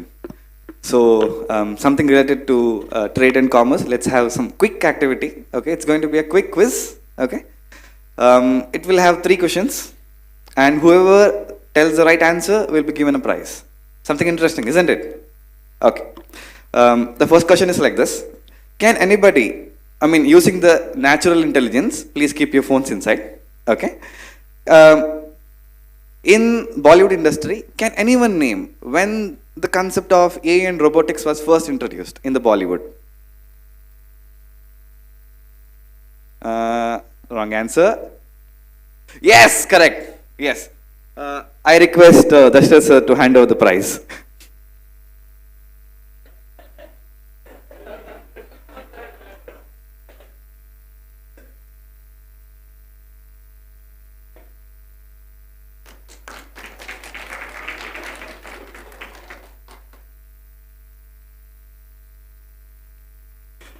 Okay.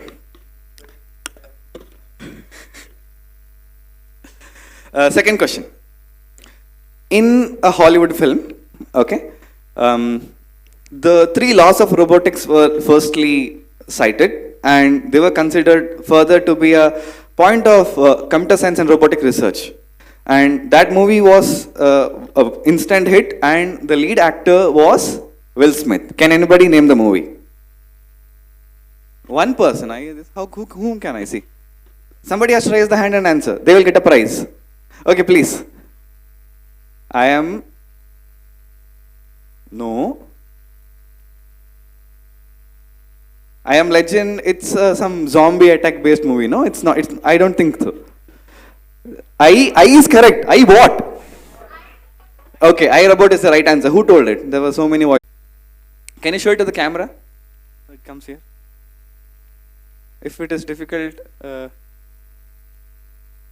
give it to me. I'll show it to the camera then. Yeah, please come.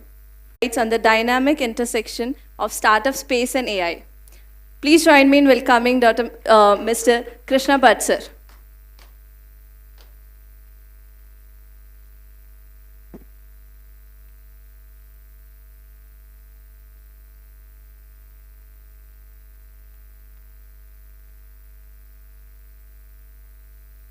Thank you. Thank you. Am I audible? Okay.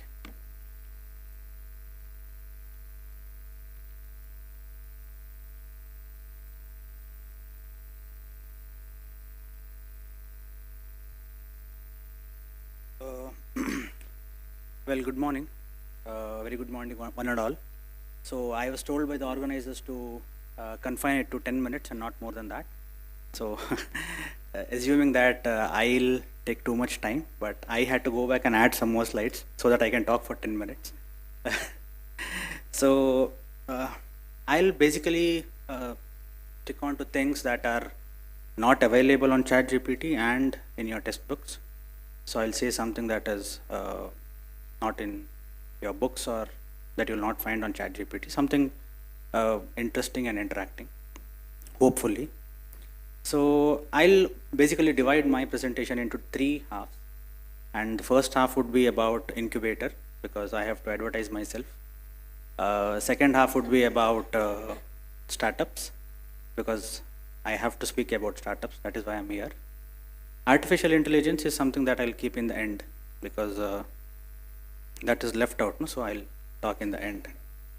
So firstly, incubator. We are Manipal GOK Bio Incubator, started in the year 2019, and we are focusing on biopharma, biomedical devices, healthcare diagnostics, dental innovations, biotechnology. These are our thrust areas, and people who have innovative ideas in these domains can please reach out to us for your innovative ideas. And currently we have reached 51 startups. A big applause to us. So 37 of them are currently with us and 14 have graduated. This has been our journey for the last 5 years. Now, what comes to your mind when I say incubator? See, we already know what is Manipal GOK. Manipal is Manipal, which is supporting us. GOK is Government of Karnataka, which is funding us. Bio, I have told you what bio is. Okay. Biopharma, biotech. So I'm just trying to keep things simple, okay? What is incubator now? So you're all commerce students, I understand. So what comes to your mind when I say the word incubator? When I joined incubator, my parents asked me, what incubator? That is that device, no, in which babies are kept. They have seen it in the hospitals. So are you working there? Are you, operating, see, because I'm the operations manager, no?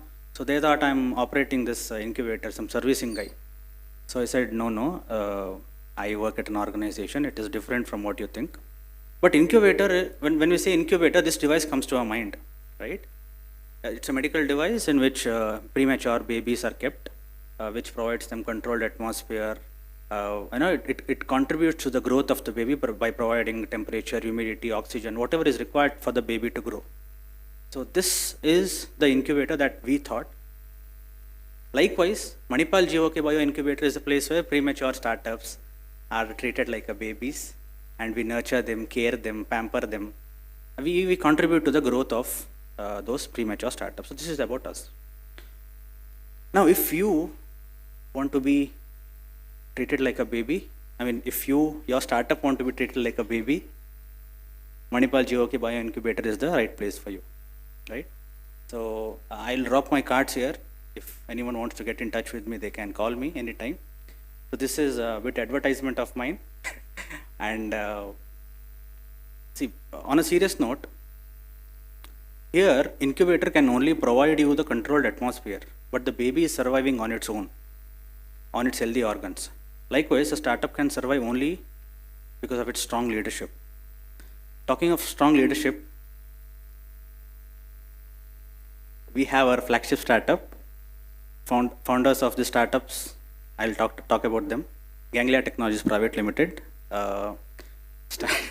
incubated in the year August 2022, and they have received a Startup India Seed Fund, and they have won so many awards. They have participated in Singapore India Hackathon last year. They have created good number of employment, offered internships to more than 30 students. They have filed 2 design patents and 1 utility patent. And they have done all of this in the last 1.5 years, and that is phenomenal. So, thank you. So, as they say, behind every successful man, there is a woman. Just for a change, we have 4 fabulous men this time. Dr. Raj and Raj, the next Johnson & Johnson, Dr. Raj, Dashrath Raj, and Dr. Jairaj, Dr. Madhodi, and Dr. Sandeep Shanai. So, these 4 are the startups of Ganglia Technologies, and they are doing really well. And I hope they are going to launch their product in the current financial year as well. And then comes startup. So incubator we have completed. We'll talk about startup. Startup is a company project undertaken by an entrepreneur to seek develop textbook again. You will find it on any textbooks. National Startup Day is found. So why government is funding into startups? Now this is very important for us to know. Why is government of Karnataka funding us? Why is government of India putting in a lot of money into incubation centers and supporting startups? Why? In the year 2016, on Jan 16th, our Prime Minister, Shri Narendra Modi ji, laid the foundation stone of Startup India. And he also said, when India completes 100 years of independence, startups will have an important role in the ecosystem of this country. So today, India is world's 3rd largest ecosystem, startup ecosystem. And we have created over 10 lakhs jobs in the last 7 years from 1.15 lakh recognized startups. India has 111 unicorns, and 52% of the startups are from Tier 2 and Tier 3 cities like Manipal. That's again a big thing. If you see the number of jobs, the government is primarily behind this, right? Starting from 2017, soon after Startup India was launched, 43,000 jobs were created in the first year. And in the year 2022, you can see 2,69,000 jobs have been created. It's a good thing.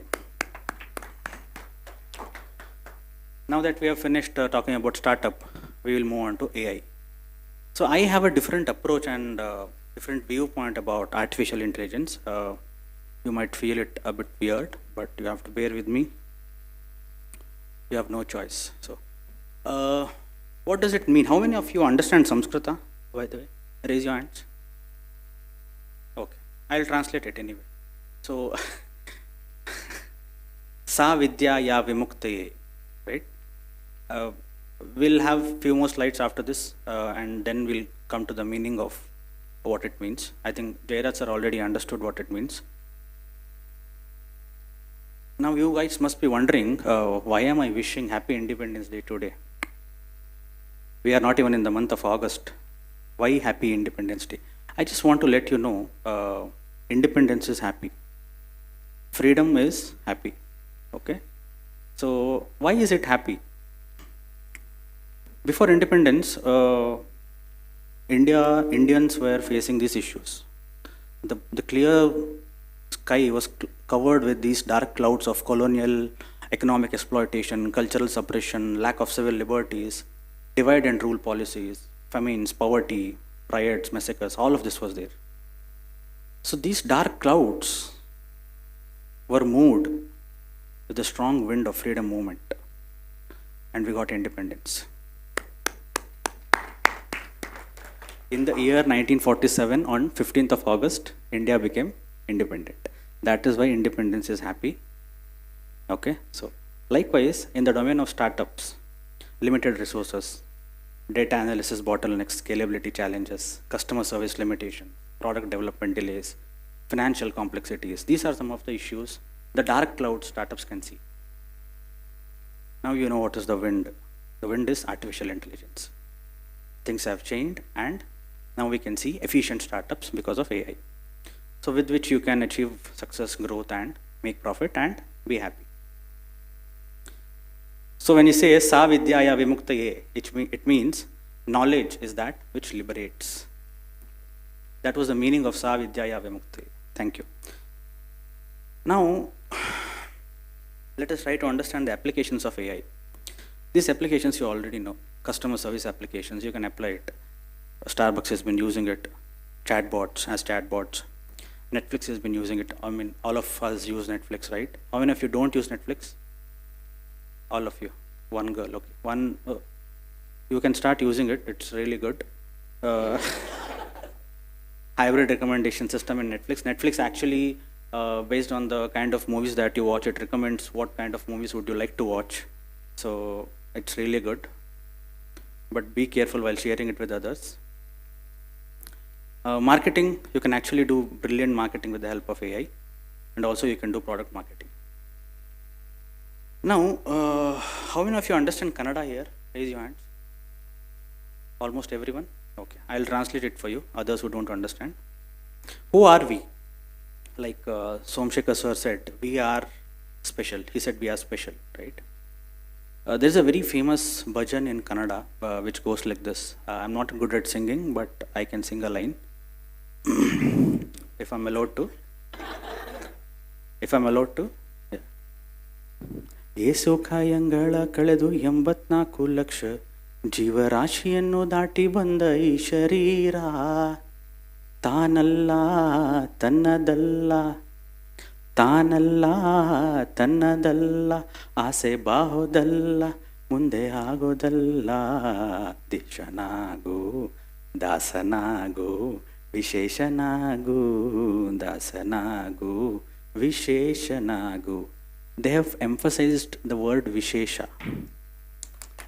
Right? They have emphasized the term Vishesha. I'll tell you why. Because we are special. This body has transcended beyond the life of 84 lakhs of species, having shed the shackles of reincarnation. 84 laksha jeeva rashi annu daati banda ee sharira. We humans have left behind 84 lakh species behind us. And then we are humans. One of us can become the Prime Minister of this country tomorrow. We have that ability. One of us can become an MLA. One of us can become an MP. Do you think a starfish can become a goldfish? No, not possible. A starfish is a starfish, it will die as a starfish. A goldfish is a goldfish, it will die as a goldfish. But unlike us, we have reached on moon. In the next 10 years, we can have plots on Mars. That is the limit. I mean, there is no limit. Not even, sky is not even the limit. We can go beyond that. So, we are special, first thing. Now the very, very basic question, can AI supersede humans? How many of you feel yes? Raise your hands. Only 1, 2, 3, 4, 5. 4 of you have raised your hands out of 60 people, 60, 70 people. Negligible. So answer is no. I'll tell you why. I think you remember this slide which I had shown in the beginning, right? The freedom movement has wiped out all the difficulties that we had. Even though we have become independent, these issues have not been eradicated, right? There is still poverty in India. Many are poor here. Divide and rule policies. Politicians are still doing it. Lack of civil liberties. Riots are still happening. Massacres are still happening. So we have not eradicated it. There is a gap. Talking about this, there is still a gap. AI will not do everything for you, right? Then what's the gap? I asked this to AI. I asked it, is AI curious? It said no. Curiosity is human. Curiosity in humans is driven by a complex combination of factors such as emotions, instincts, desire of knowledge and understanding. I would like to point it out. Desire of knowledge and understanding. And it's called Jijnasa. Jijnasa is something that makes us different from all other species, including AI. Right? Now, you know what is the meaning of Jidnyasa? Desire of knowing, curiosity, interest in search, investigation, everything. I would like to end this with a short, on a lighter note. You can see my friend is here, Dr. Dashrath Raj Shetty. He is fond of color black for some reason. He is very much obsessed with color black. I asked AI. I have a very good friend named Dashrath Raj Shetty. He works as a professor at MIT. He's also a managing director of Ganglia. He likes to wear black all the time. He has a black colored car as well. Do you know why is he obsessed with color black? Now AI should know the answer. But AI said, sorry, no. If you see the last line, do not read all that. It just say, if you are curious, read the last line. If you are curious about Dr. Shetty's preference for color black, it would be best to ask him directly. AI said sorry to me. Can you believe it? That's it. I have to ask him directly. Only if I am curious. With that note, Jidnyasa is what we are taking away from this session. So thank you so much.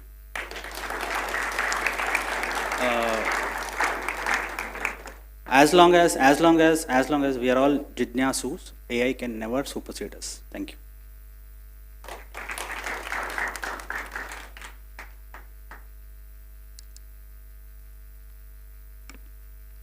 Thank you, sir, for your valuable insights, and I'm sure everyone enjoyed your session as well.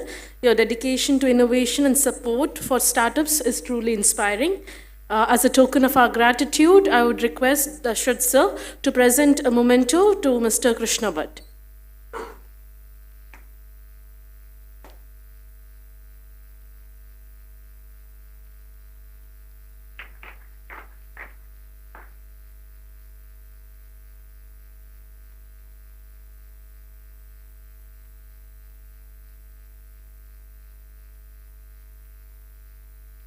Thank you, sir.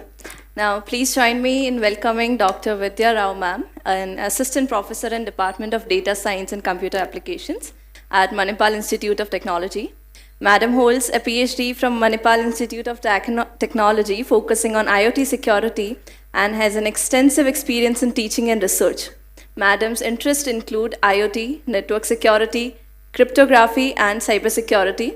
With publications in reputable journals and conferences, today Dr. Vidya ma'am will enlighten us on the topic AI's influence on cybersecurity. Drawing from her vast knowledge and expertise, let's give a warm round of applause to Dr. Vidya Rao ma'am.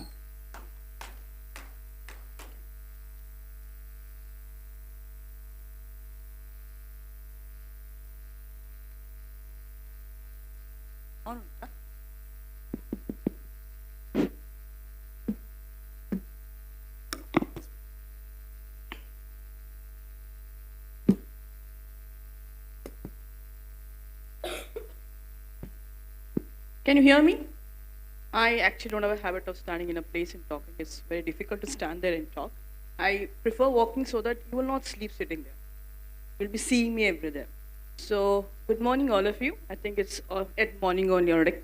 Today, I am being asked to speak about two topics, how to influence each other. To be frank, AI is something I've never worked for. For cybersecurity, I'm working for almost 7 years. So I've just gone through what exactly AI can do for cybersecurity for another 10 minutes. That's the time given to me.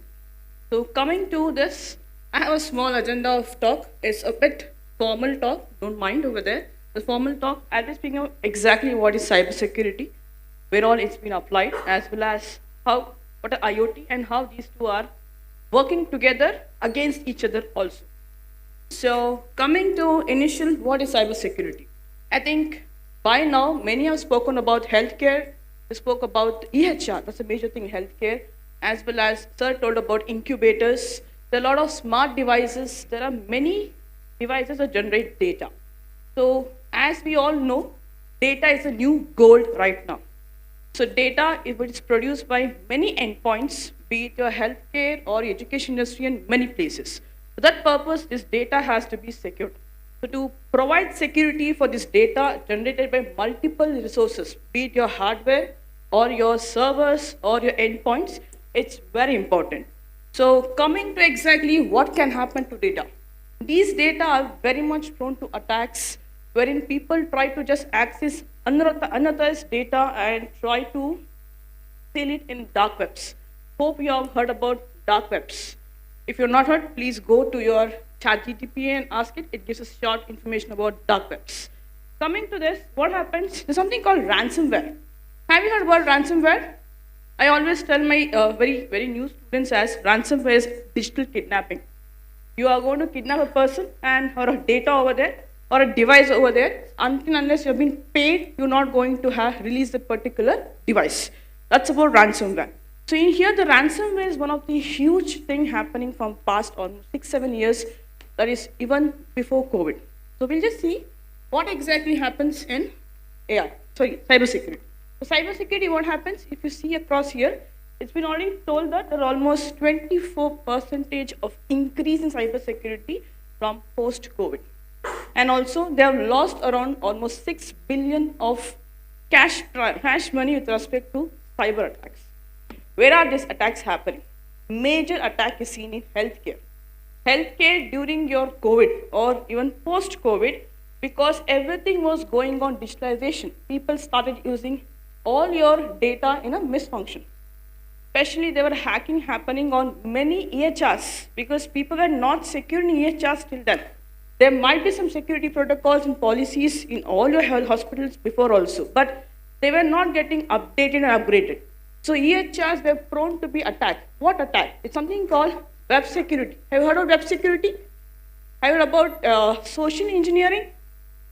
Have you heard? Very good. I'm sure not heard about it. Web security, nothing but your data, that whatever you're able to see on your face, on your mobile web page, mobile application, they are stored in some data set. So that hacking or attacking those data set is your web security. At the same time, you have different ways to attack on those data. So coming to this, the major issue we all are facing is lack of knowledge on how to protect data. Lack of knowledge of creating policies, how our data has to be used, how our data is collected from end user, how we are going to use it is a big challenge from past few years.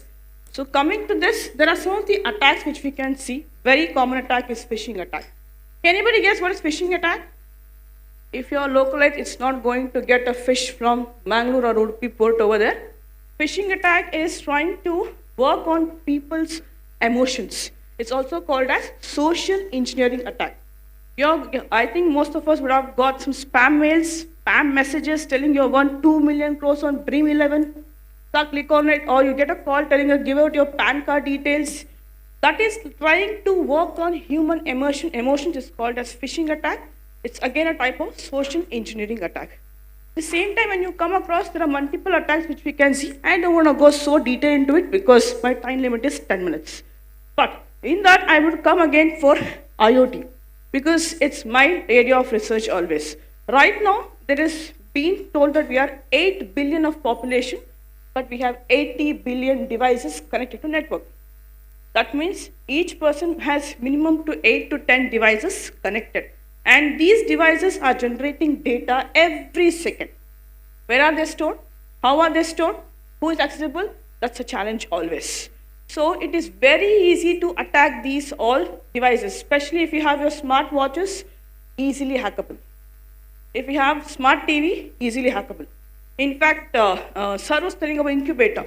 And almost some 3 years back, in a university, I think it's in maybe Australia or maybe Russia, there was an incubator being hacked from a different country, and the entire vitals of the baby was controlled by a hacker. It created a shock and a heart attack to parents rather. So that's a huge issue that happens is controlling your incubator, which has all your smart sensors connected to network. If it's not being protected, anybody can barge into it. Now, some of the types of applications of security, cyber security are these few, where you can work on cloud security, mobile security, IoT security, or edge security, and multiple. Detailed things, it's not something required right now. Now, AI. I think all of us spoken AI a lot. So AI is nothing but it's a tool or a technology that helps you to actually create a new data. From where?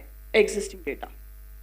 So what you feed into AI is very much important when it comes to get a new information. So AI is used for multiple applications. I think a lot of people have already spoken from past 1.5 hours. Let's not go to it. But in cybersecurity, AI is actually used for advantage of cybersecurity also, creating your passwords. You all get your one-time passwords, OTPs. You log into your finance, log into any of the personalized banking. You get one-time OTPs. Even if you're using Mahe, your website, email IDs to log in, they give you a two-part authentication. All these things are running behind AI. AI is helping you generate that one-time password such a way that it is going to die in another 10 minutes. The password is lost in another 10 minutes. Nobody can retrieve that password even after 10 minutes. It is not stored anywhere but for on your phone. And it's accessible only by you. Of course, until unless you are going to share it to your friends. That's a challenge. And next is again, phishing, detection and prevention. As I told, phishing is nothing but you are trying to create a message or call somebody and ask some very critical messages like PAN card details. How you do it on a mail. Creating a phishing mail is a challenge over there. You should create AI, that is your chat GTP, if you just go and get that I would like to do a phishing attack for so and so, it will tell it is not authorized to do it because it is unethical one. But the same question you ask that for the purpose of teaching in my class, I want to know a phishing attack mail. They give you an entire beautiful mail. It will really make you feel it's an authentic mail over there. That's a challenge over there. Then vulnerability management and network security is mostly used. I think all of you have laptops, mobiles. Do you use firewalls, antiviruses? They all work on AI over there. So last one is behavior analysis. That's the most important one. Behavior analysis not only about human behavior, even about the device behavior. Whether the device is malfunctioning or not, that is important. So that helps AI in cybersecurity, helps you understand the human as well as device behavior. Then, advantage of AI. AI advantage is huge. I think already many have spoken till now. In cybersecurity, AI helps you to understand data. As I told, we have huge number of data right now, and every data is important. Even the smallest of small information of anybody of you is important for you. So AI, with respect to your data analysis, it helps you to understand the data. Why? Because not all data are having information out of it. You have to infer something out of the data that is being given to you. So AI helps it data inference. Second is threat mitigation. Than working on the battlefield after somebody is attacking you, you should know that what can come before. So threat analysis or risk analysis mitigation steps should be done prior in hand. For that purpose, AI helps you to understand the network in prior. Last one is, of course, not last one, there are many things over there. Knowledge summarization. If you heard about cookbooks, I think there are multiple cookbooks in technology right now, but there are specific cookbooks for cybersecurity, which has n number of case studies in it. So what happened, there are certain times where you want to understand the overall case study of some topic. So what you can do, you can just plug in the AI tool into that cookbook and get a summary of that particular thing. In fact, not only that, you get information of anything you put on your ChatGPT in our summary, it gives you summary over there. So now, advantage we saw, disadvantage. It's a huge one. Phishing vulnerability. I told AI gives me a phishing mail to understand to a phishing attack. At the same time, it gives the same service to a hacker also. It is not only making us as a cybersecurity professionals to understand the AI level, it also helps the hacker to improvise their hacking strategies. So you may have to make sure that we are enabling, we are writing the code such a way that even a hacker shouldn't be able to crack it. It is easily. So it's like if you're heard in Kannada, they tell that if the thief runs under Rangoli, the police has to, chape, something is there. If the thief is running under chape or the mattress, the police has to go behind the Rangoli. There's something that we should think 100 times more than a hacker when you're using our AI tool. But that is very difficult because these days what we are scaling, the skill set among non-hacking team is comparably less than skill set of hackers over there. So as a cybersecurity cell, one of the trainer over there, we train students to think like a hacker in our cybersecurity side. You're all welcome to our COE. It's in MIT over there. So next is misidentification. That's very much important. Not all data given in ChatGPT is right. I think all of you agree with this. Have you seen? Not all your problems, if you give, going to get a correct solution. So that is one more thing. At the same time, the malware, it cannot identify all malwares. Because every minute there's a new attack happening, new virus coming, new worm coming in the network. So we should know how to handle those particular new malwares. So this generation of new malwares can happen using AI, but it can be misinterpreted also. Next is social engineering attack. This is what I told phishing or social engineering attack. It helps people to generate emails or generate even your documents, your assignments, such a way that nobody can understand whether it's you created or AI created. Until unless there's the imposition of go and check plagiarism. If somebody has told go and check plagiarism, you can actually understand it's a AI generated or the human written over there. So last, that's a deep fake. That's a huge one right now happening is deep fake. Have you heard about deep fakes? How many of you heard about deep fakes? Deep fake is happening right now a lot. In fact, sorry for joking about, there was a 4 picture of Dashrath sir and Jairaj sir and 2 more professors. So if at all it was really taken well and good, but some part it looks like a deep fake. Okay, you can actually deepfake it by taking anybody's body, put somebody's picture on a face on it, and tell they're been there. It was happening before also, but now the AI help us to make it so realistic that people should believe you have gone to that particular place. So deepfake is a huge, huge disadvantage right now. At the same time, a lot of research is happening in deepfakes. So with that, I always tell cybersecurity help us, AI in cybersecurity help us to take up proactive measures over reactive situations. Because rather than thinking what to do after attack is happening, it's better to understand the scenario in prior and start upgrading your plugins. Then AI, there is something limitations people tell. AI has one limitation. What you feed on that it's going to train. If you're feeding ABC, it gives only ABCD. If you're feeding a reverse of it, gives reverse of it. So it is only dependent on what we give it as an information. So it cannot overtake human being at all.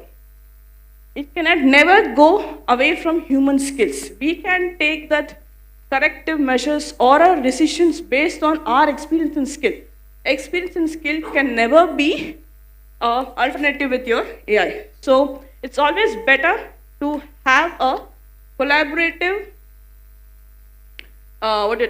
working with AI in cybersecurity so that it will increase the productivity. So I always feel that AI can supplement a human work, but it cannot replace human skills. With this, thank you so much for giving me the opportunity. Thank you, Dashrath sir.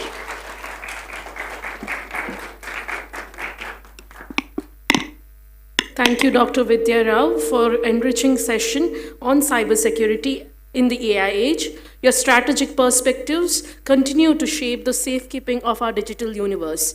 Now I request Dr. Jairaj to kindly present a memento to Dr. Vidya Rao as a token of our gratitude.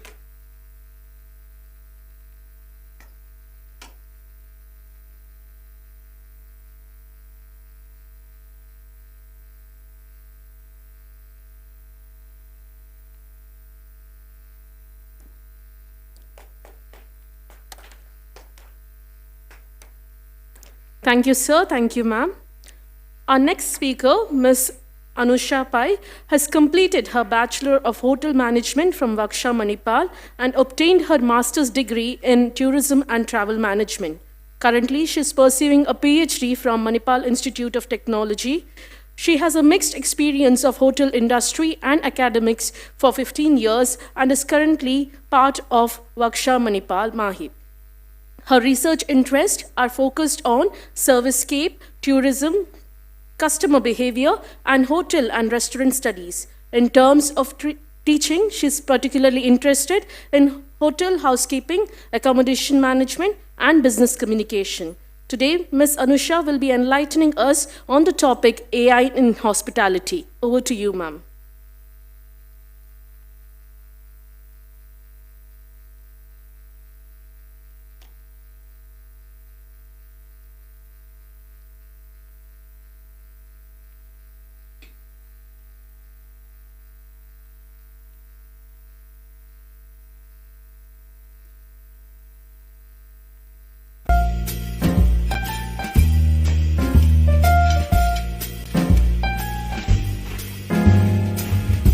Good evening, sir.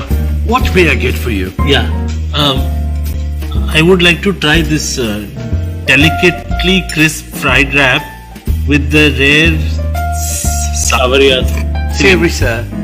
Savory filling. Why? Excellent choice, sir. May I suggest something excellent to go with it, like a organic tamarind sauce? Okay. I'll be back in a jiffy, okay?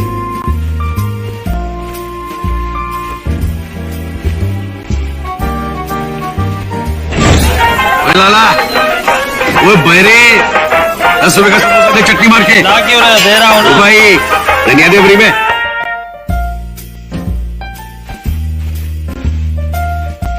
There you go, sir. Thank you.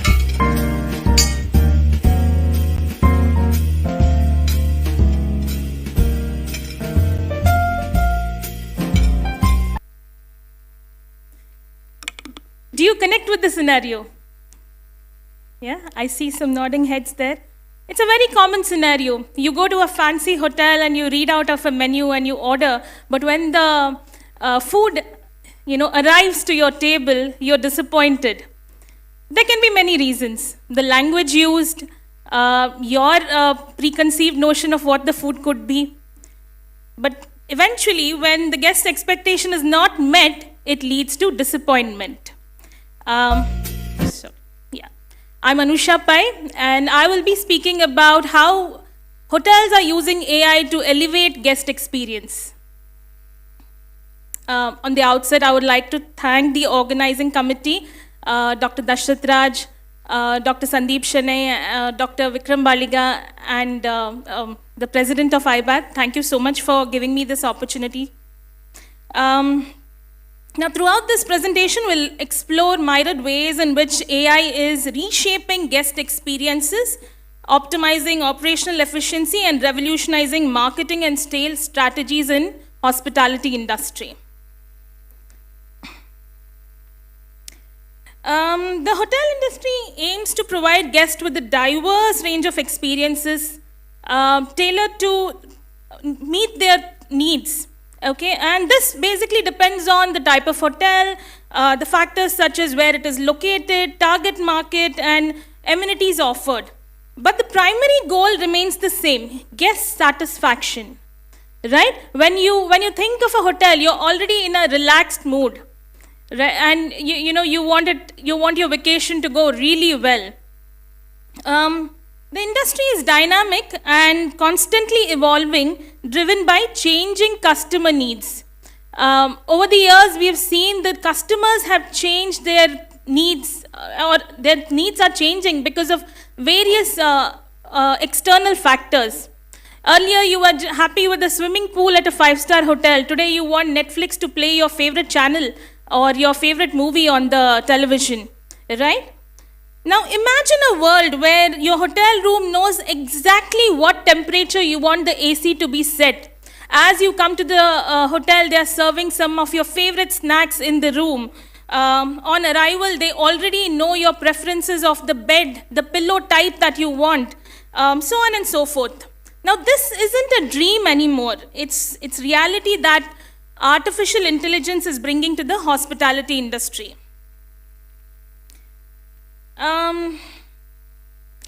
Now, in the early days, hospitality business was primarily relied on manual processes and human intuition to cater to guest needs.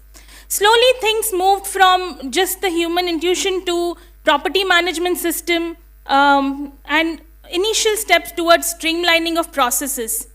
Now, with advancement of technology, and emergence of AI, hospitality industry began exploring ways AI could bring in enhancement of this guest experience and improve operational efficiency. Many hotels started introducing chat box, and they also introduced recommendation engines. Hotel in Cosmopolitan in Las Vegas was the first hotel that introduced Rose, their chatbot, which was their concierge to deliver unique experiences through over 1,000 conversation threads that were created to offer ways to book experience such as restaurant reservations, spa treatments, tickets, spontaneous adventures, so on and so forth. But the guest did not receive it so well because there was no warmth, there was no human touch. Just like Mr. Bhatt mentioned a while back, AI is not curious. Likewise, AI may not display emotions as well. That is something that is lacking. But the industry is working towards introducing an aspect of emotions as well, maybe some aspect of humor. So the current landscape, what you can see in the hotel industry, is use of artificial intelligence in various aspects, which includes personalized services, operations management, staff assistance, and various services inside the room and restaurants. Okay, personalization of guest services using AI. Based on your previous bookings, feedbacks and preferences, your room can be personalized. Just as I mentioned, your temperature set to what you want, your favorite TV channels at the press of a button, the type of bed that is there, the type of view that you would like, all this can be brought in with the help of AI. AI-powered virtual concierge services. Now, this gives an opportunity for the hotels to make concierge 24/7. If you had a question in the middle of the night, you wouldn't know whom to call, or you would be a little hesitant to call. But with AI-powered virtual concierge services, you can ask questions anytime, and you don't need to hesitate to ask. Nobody is going to judge you, right? And also, these AI assistants give proactive suggestions. So based on maybe if it is raining outside and you plan to go watch a show outside, it may recommend something internal because it already knows the weather, right? So proactive suggestions are also offered. This also impacts the customer loyalty and customer satisfaction, because when you know you're taken care, the guest is always going to come back to the hotel. Likewise, operational management, streamlining of routine tasks, check-in, check-out, reservation management, room assignments. These are all routine tasks which front desk does on a daily basis. And it often robs them of the time to interact with the guest, to give that human touch. So if the routine tasks are taken care of by the AI, the people on the desk can interact with guests better, and the guest also will have better satisfaction. Inventory management, staff management, dynamic pricing, and AI-driven yield management. Now, I'm sure you all have noticed when vacations are closer, like there is Christmas or Independence Day or any other holidays that come together, you will suddenly note that the pricing for the travel options like flight, train, or even hotels suddenly changes. It doubles up, right? Now, this is revenue management. At the heart of revenue management lies the concept of selling the right product to the right customer at the right time and the right price. Now, AI helps do this. It compares the pricing of other competition hotels. It sees how there is a traffic for certain hotels. It changes the pricing, giving you the best profit, right? What else is AI doing in the industry? Personalization for guest experience, content generation, travel merchandising, customer service. These are some things that hotels are using AI for. Now, hospitality brands can generate human-like authored content by blending hotel information, that is their amenities, surrounding, location, reviews, etc., with a prospective guest's information based on their interest, preference, household info, etc., to create dynamic, personalized narratives, and as a result, increase the propensity of a prospect to book a particular hotel. Similarly, travel merchandising, when it allows brands to drastically expand website merchandising to focus on not just the core product, but the entire guest experience. So perhaps if you're booking a trip to Manali, it will also tell you the best restaurants there, what are the events happening on the dates that you are traveling. So it can create a travel bundle for you. Customer service, now other speakers also spoke about this, the ability of generative AI to produce engaging, open-ended and conversational alternatives quickly can help make a difficult customer interaction more human, right? So based on the previous customer issues and data, AI can solve your problems more easily. AI-powered virtual concierge services. So I was speaking about this a while back. Many hotel brands have introduced chatbots and virtual concierge services. Marriott International had experimented with AI-powered assistant in rooms that allow guests to control room settings, including lighting, temperature, entertainment system, and so on. And Hilton had Connie. So many other brands had their own chatbots, and they have named them differently. Something that you're very familiar with, Alexa. Yes? I think many of you here use Alexa. So here I'll show you a video on how Alexa is being used in hotels. You work hard to delight your guests and improve your staff's productivity. We can make it easier. Introducing Alexa for Hospitality. Alexa, turn on the lights. Okay. Alexa, play my Focus playlist. Alexa, order me an ahi tuna salad. Okay, would you like to add a glass of red wine? Yes, sounds perfect. Alexa, wake me up at 6:15 a.m. Okay, alarm set for 6:15 a.m. Alexa, turn off the lights. Alexa, clean my room. I've notified housekeeping. Enjoy your day. Alexa, call home. Calling home. Hi, Mom. Did you have a good meeting? Hi, sweetie. Yes, it went great. Are you going to celebrate? Oh, absolutely. I can't wait to see you guys tonight. Bye, Mom. All of this is made possible with Alexa for Hospitality. You now have immediate access to guest engagement and feedback, helping you adapt your hotel experience to meet your guests' needs. Alexa for Hospitality also makes it easy to deploy and manage hundreds of Echo devices. Alexa, help me check out. Okay.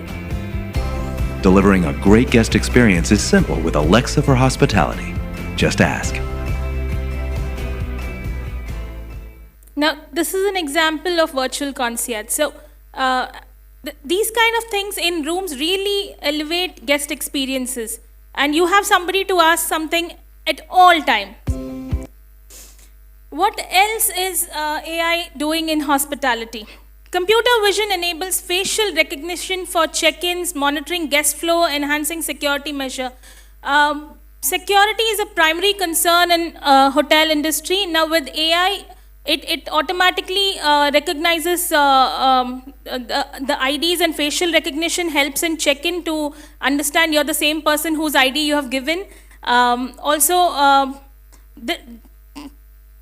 Predictive analytics forecast demand, pricing trends, and customer behavior using machine learning models. I explained this earlier also. Revenue management. Implementing robotic process automation for tasks like housekeeping, food delivery, luggage handling, and so on. In Japan, you would be surprised to know many hotels have introduced robots for service in the restaurants. They also have robots at the reception for check-in.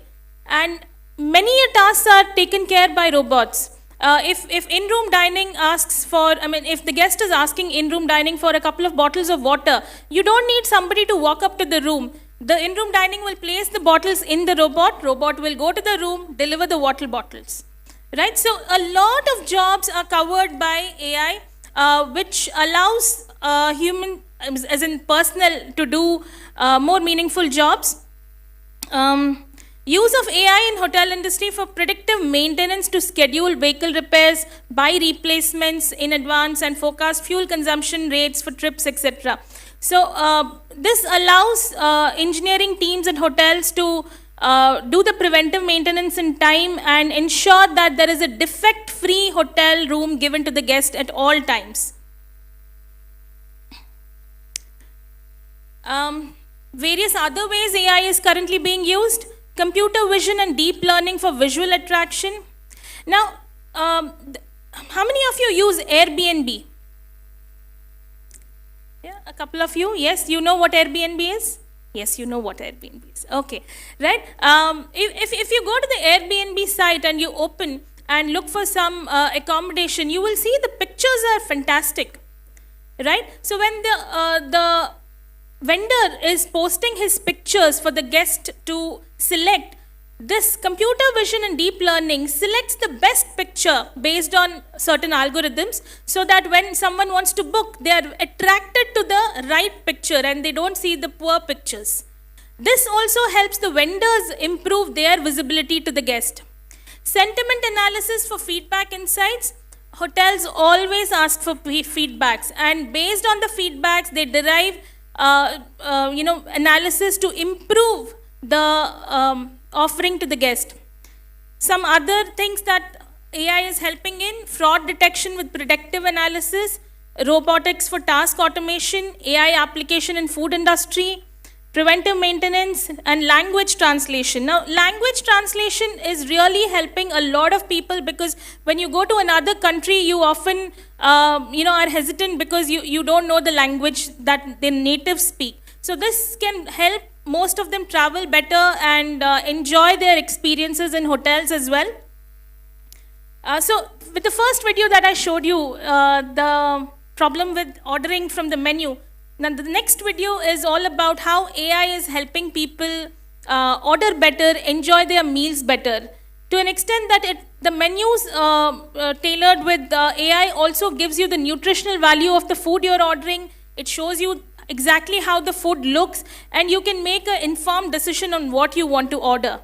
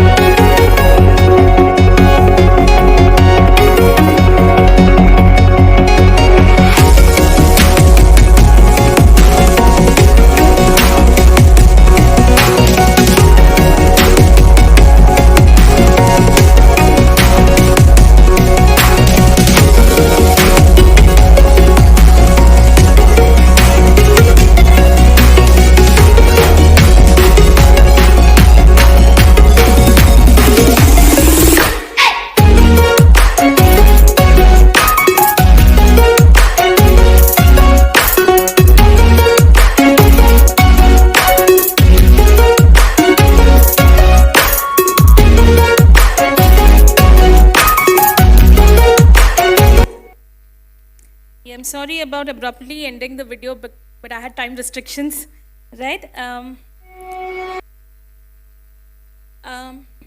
In the global AI, in the market, global AI and hospitality market research report shows that AI in hospitality testing market is expected to grow at 12% CAGR, and in the year 2024 to 2031.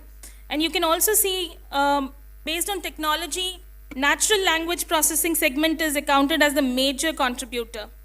Based on application, restaurant segment is accounted as a major contributor to the AI in hospitality market.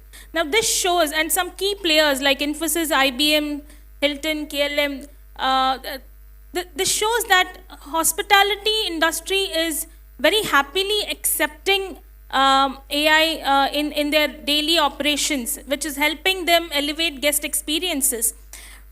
But I can also tell you this thing, like all the other speakers said, just like artificial sweeteners cannot replace sugar and jaggery, artificial intelligence cannot replace the human touch, the warmth that is required in the industry, in the hospitality industry especially, just as Dr. Manu Sudhi also mentioned. It's the same industry, hospitals, and just the difference is hospitality. Right?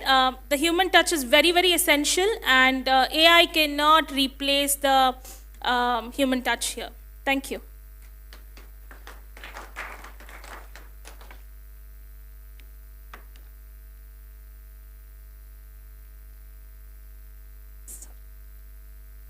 Thank you, ma'am, for your invaluable insights into the intersection of AI and hospitality.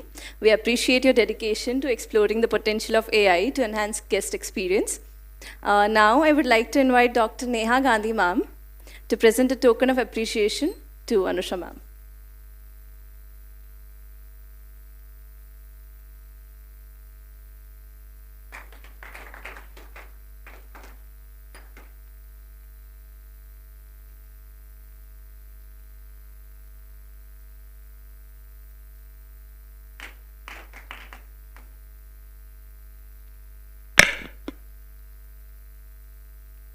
Thank you, ma'am.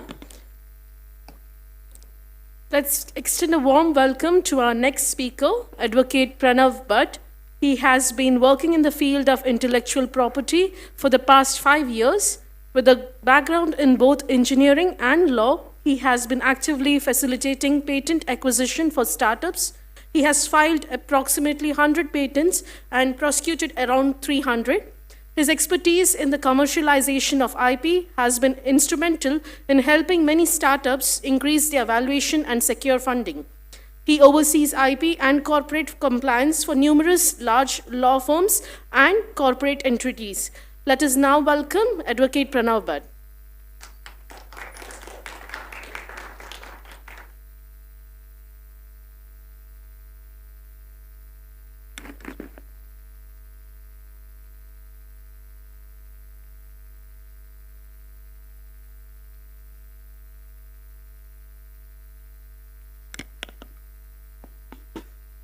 Respected speakers, my dear audience, and honorable organizing committee, a warm good afternoon.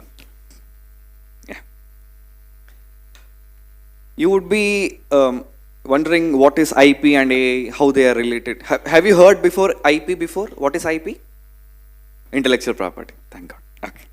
So I can only restrict the information about IP for 2 slides. Then I'll take over to AI.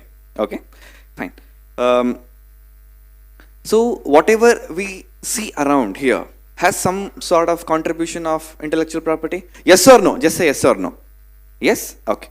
Let's briefly understand what are different types of intellectual property, and there are furthermore as well, but we can restrict it to this 5 different types of intellectual property so that we understand and get the basics right. Okay. So you would have heard the word patents left and right, right? For anything, for everything, people generalize everything as patents. I want to patent my questionnaire. I want to patent my way of dancing. Correct? People say something like that. But is it relevant? Let us break the shackles and let us understand what are different types of intellectual property, even though they look same, but they're different. Okay? Yeah. Fine.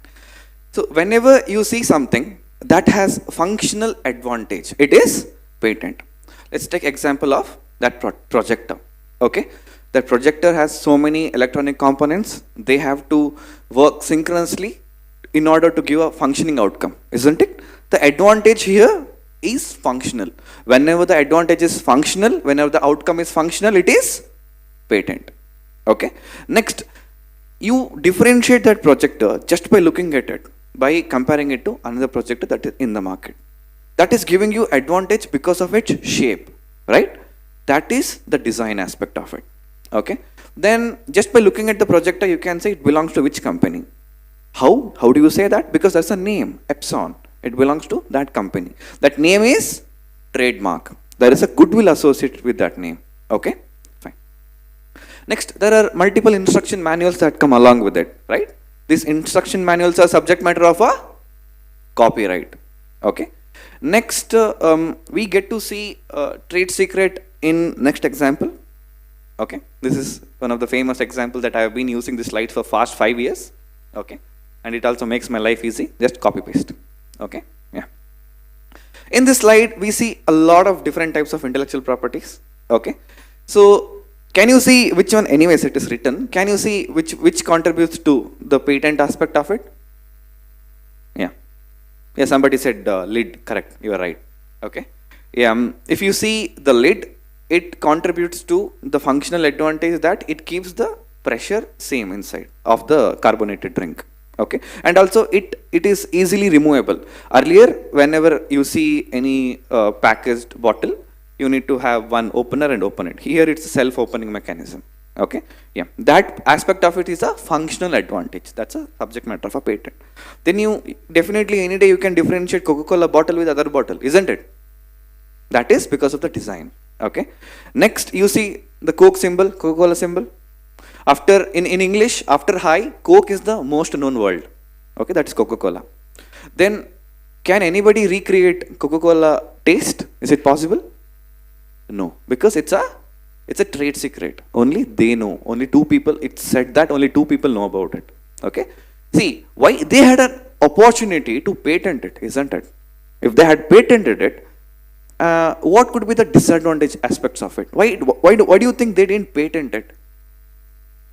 The answer is, if you had patented it, after 20 years, it belongs to public domain.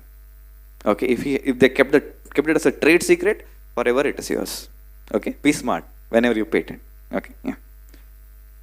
Fine. Again, copyright aspect of it, whatever is written around the bottle is copyright. Okay, I believe the basics are clear. Now let us move to the objectives of this session. Okay. In this session, I'll be talking about two sections, section 1 and section 2. Section 1 is what are IP from AI, and section 2 is IP for AI. Okay. Moving on to the section 1. Okay. How many of you have used ChatGPT or Midjourney, anything? Any AI tool? I'm sure everybody would have received it. Would have used it. People who are not raising hand, they're just lazy. They don't want to raise hand. Yeah.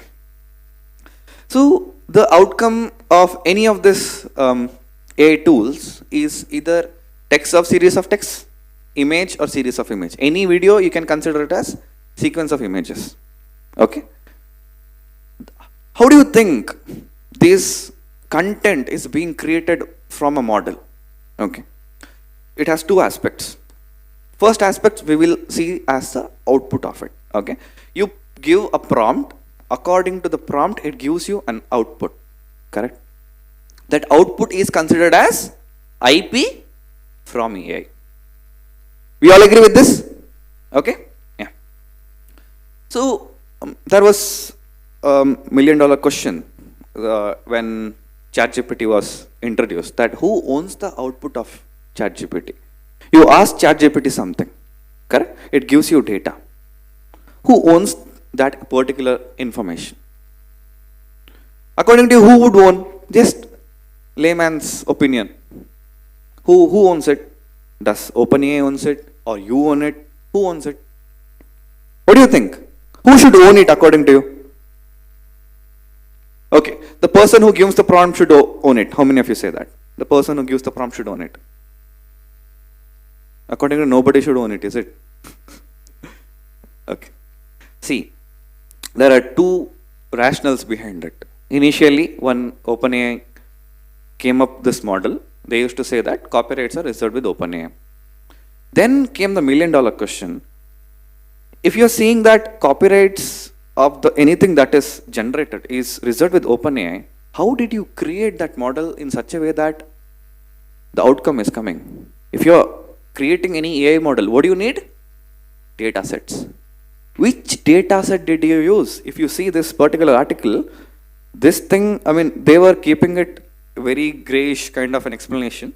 And if you see, this is an article from Guardian, not Karavali Ale. Okay, you can trust it. Okay, yeah.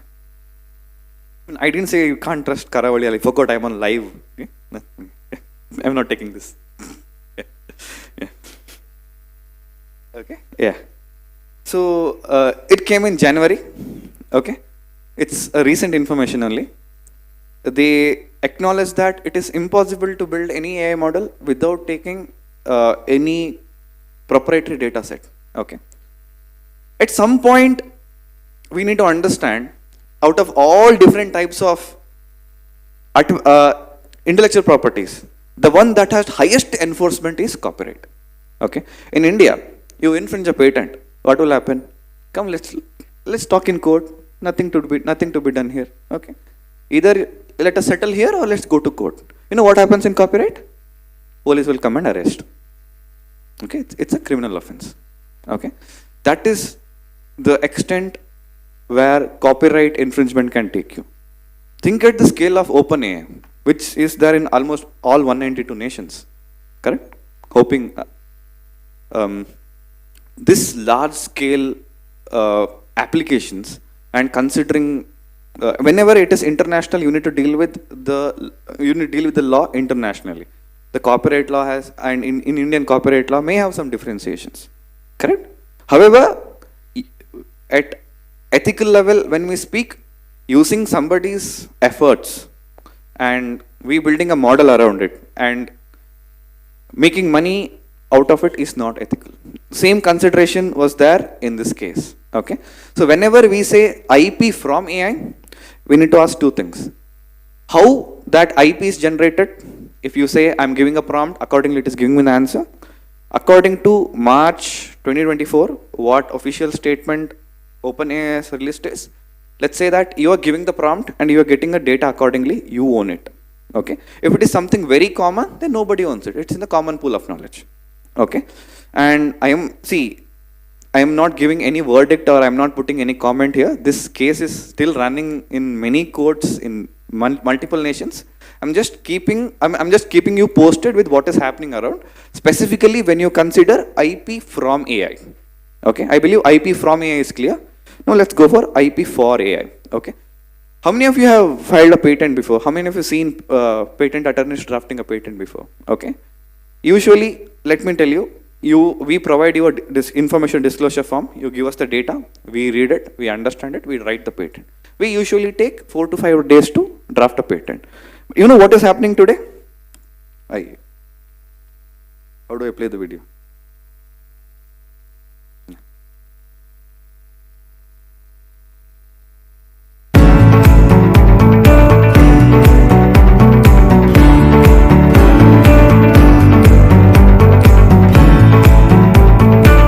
So what happened? If I just go back here, okay? Yeah, presentation, yeah. Okay. Yeah. See? Some information was copy pasted. On an instant, it is processing. Patent is ready.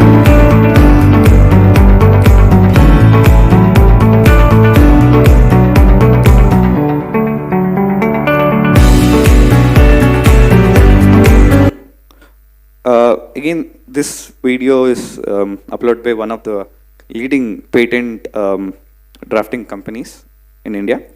Now, the question is, the $1 million question is, how many of you trust what is drafted by the AI model? Would you go ahead and file it at the patent office? Do you trust it? How many of you say, yes, I do trust it? How many of you say, you trust it? How many of you don't trust it? Okay, see? So, at some point we'll have to understand that AI is the best junior I never had who will do everything that I say. And AI is the best senior I could not get because he knows everything that I don't know. But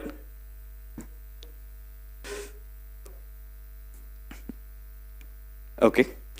So what do I again whenever AI does some work for us, it's important that we review it. Whenever even attorneys do the work, it's better that applicants review it. You know, so it burden of proof and burden of what do you say? Responsibility is 50-50. Okay, yeah. Moving forward, what is IP for AI? Okay. How many of you have heard a notion that anything you build software is not patentable in India? You have heard about it, right? It's a very open-ended remark to make. Okay. It came because of a section called Section 3K, which says that anything that is computer programmers and algorithms are non-patentable in India. Okay. Now you saw ChatGPT, correct? Do you think ChatGPT could have been patented by OpenAI? What do you think? Yes or no? What do you think? Yes? Okay. Now, can I patent ChatGPT? The answer is no, because it's already in public domain. Correct? I cannot patent it again. The follow-up question for that is, let's say that I made another AI model that is ChatGPT. Okay? ChatGPT. It's like this. I have so many problems in life, and whenever we have problems in life, people suggest, okay, you do this mantra, problem will be solved. Correct? Yeah. So, thing is, there are so many scholars and everybody have different opinions. If I listen to everybody, I have 24 hours in a day. I'll have to pray for 15 hours. Correct? So, let's say that now I have made one model. It's called ChatGPT. Whenever I say what problem I have, it suggests a mantra. Okay? What do you think? If I build this, is it patentable? What do you think? It's patentable? Oh. See, this idea came because of a personal experience. If I'm allowed, I can share the story. Okay. So, after my engineering, I was not getting job. You know? So what happens when people don't get job? Parents will say, hey, come here, come back to Udupi. Let's go and talk to some astrologers. They took me to 5 astrologers. Everybody suggested different gods' names. You do this puja, this puja. So it was coming up to 12 hours a day. So even I was confused. And at some point, somebody suggested that you do one puja, it is sufficient. Okay. I believe that that option, that expert opinion should be available to everybody at one fingertip. You know, that is, let's say ChatGPT. Okay, I mean ChatGPT. Okay, so I said, let's say you typed one query to ChatGPT. I'm facing so and so things. What do you suggest? Okay, so it gave you one mantra as output or one verse as output. It says. Akasham patitam toyam yatha gacchati sagaram sarvadeva namaskaram keshavam pratigacchati, which means whomever you pray, it goes to one person. See, if ChatGPT could that level of GAN, all problems could have been solved, isn't it? Yeah. So, keeping this aside, do you think ChatGPT is patentable? How many of you believe ChatGPT is patentable? Only 2 people? Rest of you don't believe ChatGPT is patentable, is it? Or you are neutral because you are commerce students, you don't want to comment. ये मेरा subject expertise नहीं है, that is why I am out. Okay, moving further.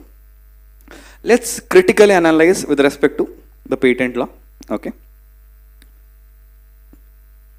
This was the case until 2019 that because of substantial nature of softwares and because of Section 3K, they were saying that it is non-patentable. In 2019, one key judgment came, that is by Justice Pratibha Singh. It clearly said that we are living in digital age. We cannot run away or we cannot leave behind the inventions in the field of blockchain and artificial intelligence. Okay, just because they are computer programs, you cannot say they are not patentable. Okay, this was the super judgment that came in 2019. Because of that, a lot of AI models are being patented in India right now. Okay. This is one of the cases that I want to share with you. I worked on this case. I had an opportunity to work on this case. Definitely, I mean, obviously, in the name of one very famous organization. Okay, this patent was filed by Samsung. Okay, I'll tell you what happened in this patent. You have 2 different cab applications in your phone. You tell AI, book a cab for me at 3 p.m. tomorrow. Okay, and the AI will access 2 of the cab applications and it gives you the best possible 2 scenarios or 2 options. Okay. Do you think this is patentable? Yes or no? Considering that it's a software model, again, algorithm. In India, the law was whenever algorithms are there, they are not patentable. Correct? In this case also, it is algorithm. Few lines of computer code, doing some operations. Do you think it is patentable? Yes, it was patentable. You can see the patent certificate also issued. Okay. Why do you think it was granted a patent? Because we were able to prove the point that it has technical contribution. Whenever you are solving a technical problem with a technical contribution, having a technical effect, considering that you are improving the technology, patent will be given. Okay. Specifically in this case, you can see that there were some key technical aspects that is called each filtration at each level and considering the intent. For example, when I say book a cab tomorrow 3 p.m., it has 3 instructions. It was able to process it accordingly and make the best decision. The way it was processed was not simple. Okay, it was improving the technology that existed earlier. Okay, because of this reason, the patent was granted. Okay, so this is the last slide. I think I'm on 10 minutes. Okay, yeah. So let listen to me carefully. This is the last slide. Okay, yeah. If you are using AI to create anything, okay. For example, let's say that you are relying on AI, IP from AI. You are one step already forward from rest of the world. Okay. If you are creating IP for AI, you are already 2 steps forward. If you are creating IP for AI from IP from AI, you are already 4 steps forward. If you are meeting me to file a patent around it, you are 10 steps forward. Okay. Whenever you hear patent and IP and artificial intelligence, you say Pranav. Okay. Fine. So happy innovating. Definitely this is the way forward. Okay. Correct?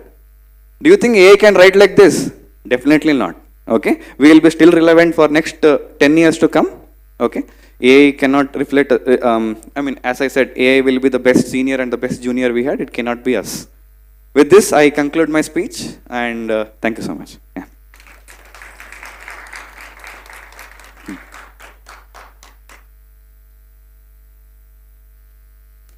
Thank you, Advocate. It was engaging and interactive, shedding light on intriguing intersection of AI and IPR. Now, I would like to invite Dr. Jairaj sir to present a token of appreciation to Pranav Bhatt.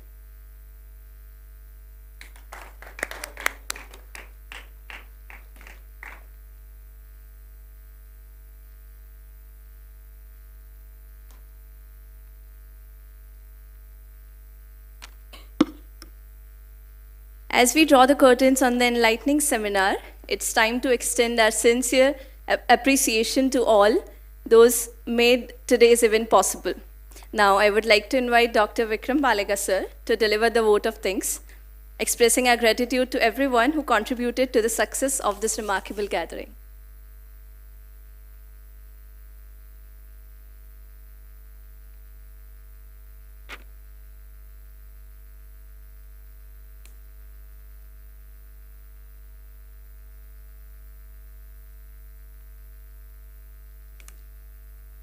Thank you, Nikita.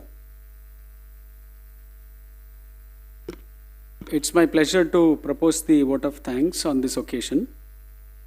Sincere thanks to Commander Dr. Anil Rana, Director, MIT Mahe, for gracing the event this morning and delivering the inaugural address.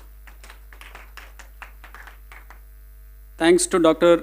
Somshekhar Bhatt, Joint Director, MIT Mahe, for his presence and valuable time. I express my gratitude to Dr. Sandeep S. Shenoy, Head of the Department of Commerce, for his support in organizing this event. Special mention to President of IBAT, CA Rajaram Shetty sir, and Dr. Dashrath Shetty for designing and organizing this very relevant event in the current trends in AI for our students of Department of Commerce. I can say that Dr. Dashrath Shetty is a very popular person in Department of Commerce students, and then moved to UG students for some technical reasons. But then I had a garrow in my cabin suggesting that it has to happen for PG students. And they blackmailed me with a famous Chatur Ramalingam dialogue of 3 Idiots and said, हमने क्या बिगाड़ा है, हमको भी दे दो. So I request Dashrath Shetty to organize this event for PG students also on demand, if I may do so. Our gratitude and appreciation to all speakers. All were wonderful in their area of expertise. Dr. Neha Gandhi ma'am, Dr. Manu Sudhi, Advocate Pranav Bhatt, Dr. Vidya Rao, Professor Anusha Pai, Mr. Krishna Bhatt, and Mr. Nitesh Nayak in absentia. Then I'd like to tell that Krishna Bhatt is wearing a black coat. I think it is prompted by the interest of Dr. Dashrath Raj Shetty for a change. I think so. And maybe a small change is, when Professor Anusha Pai talked about menus in hospitality area just before lunch, was very enticing. And thanks Nikita and Nikita. I don't know how many of you have observed, both are Nikitas, and both have first name and surname as NP. Nikita Princia as well as Nikita Panwar. So that's a coincidence.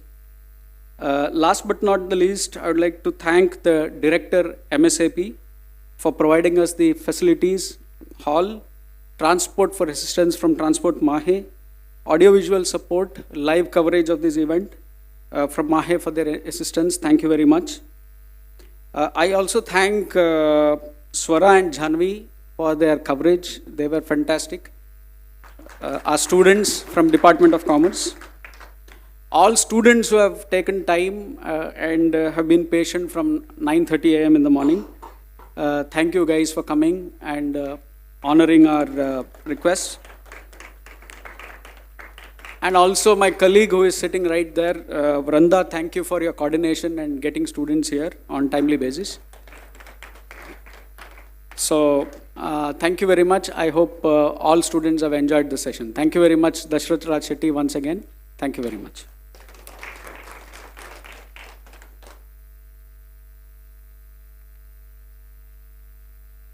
Thank you once again to all the participants, speakers and audience.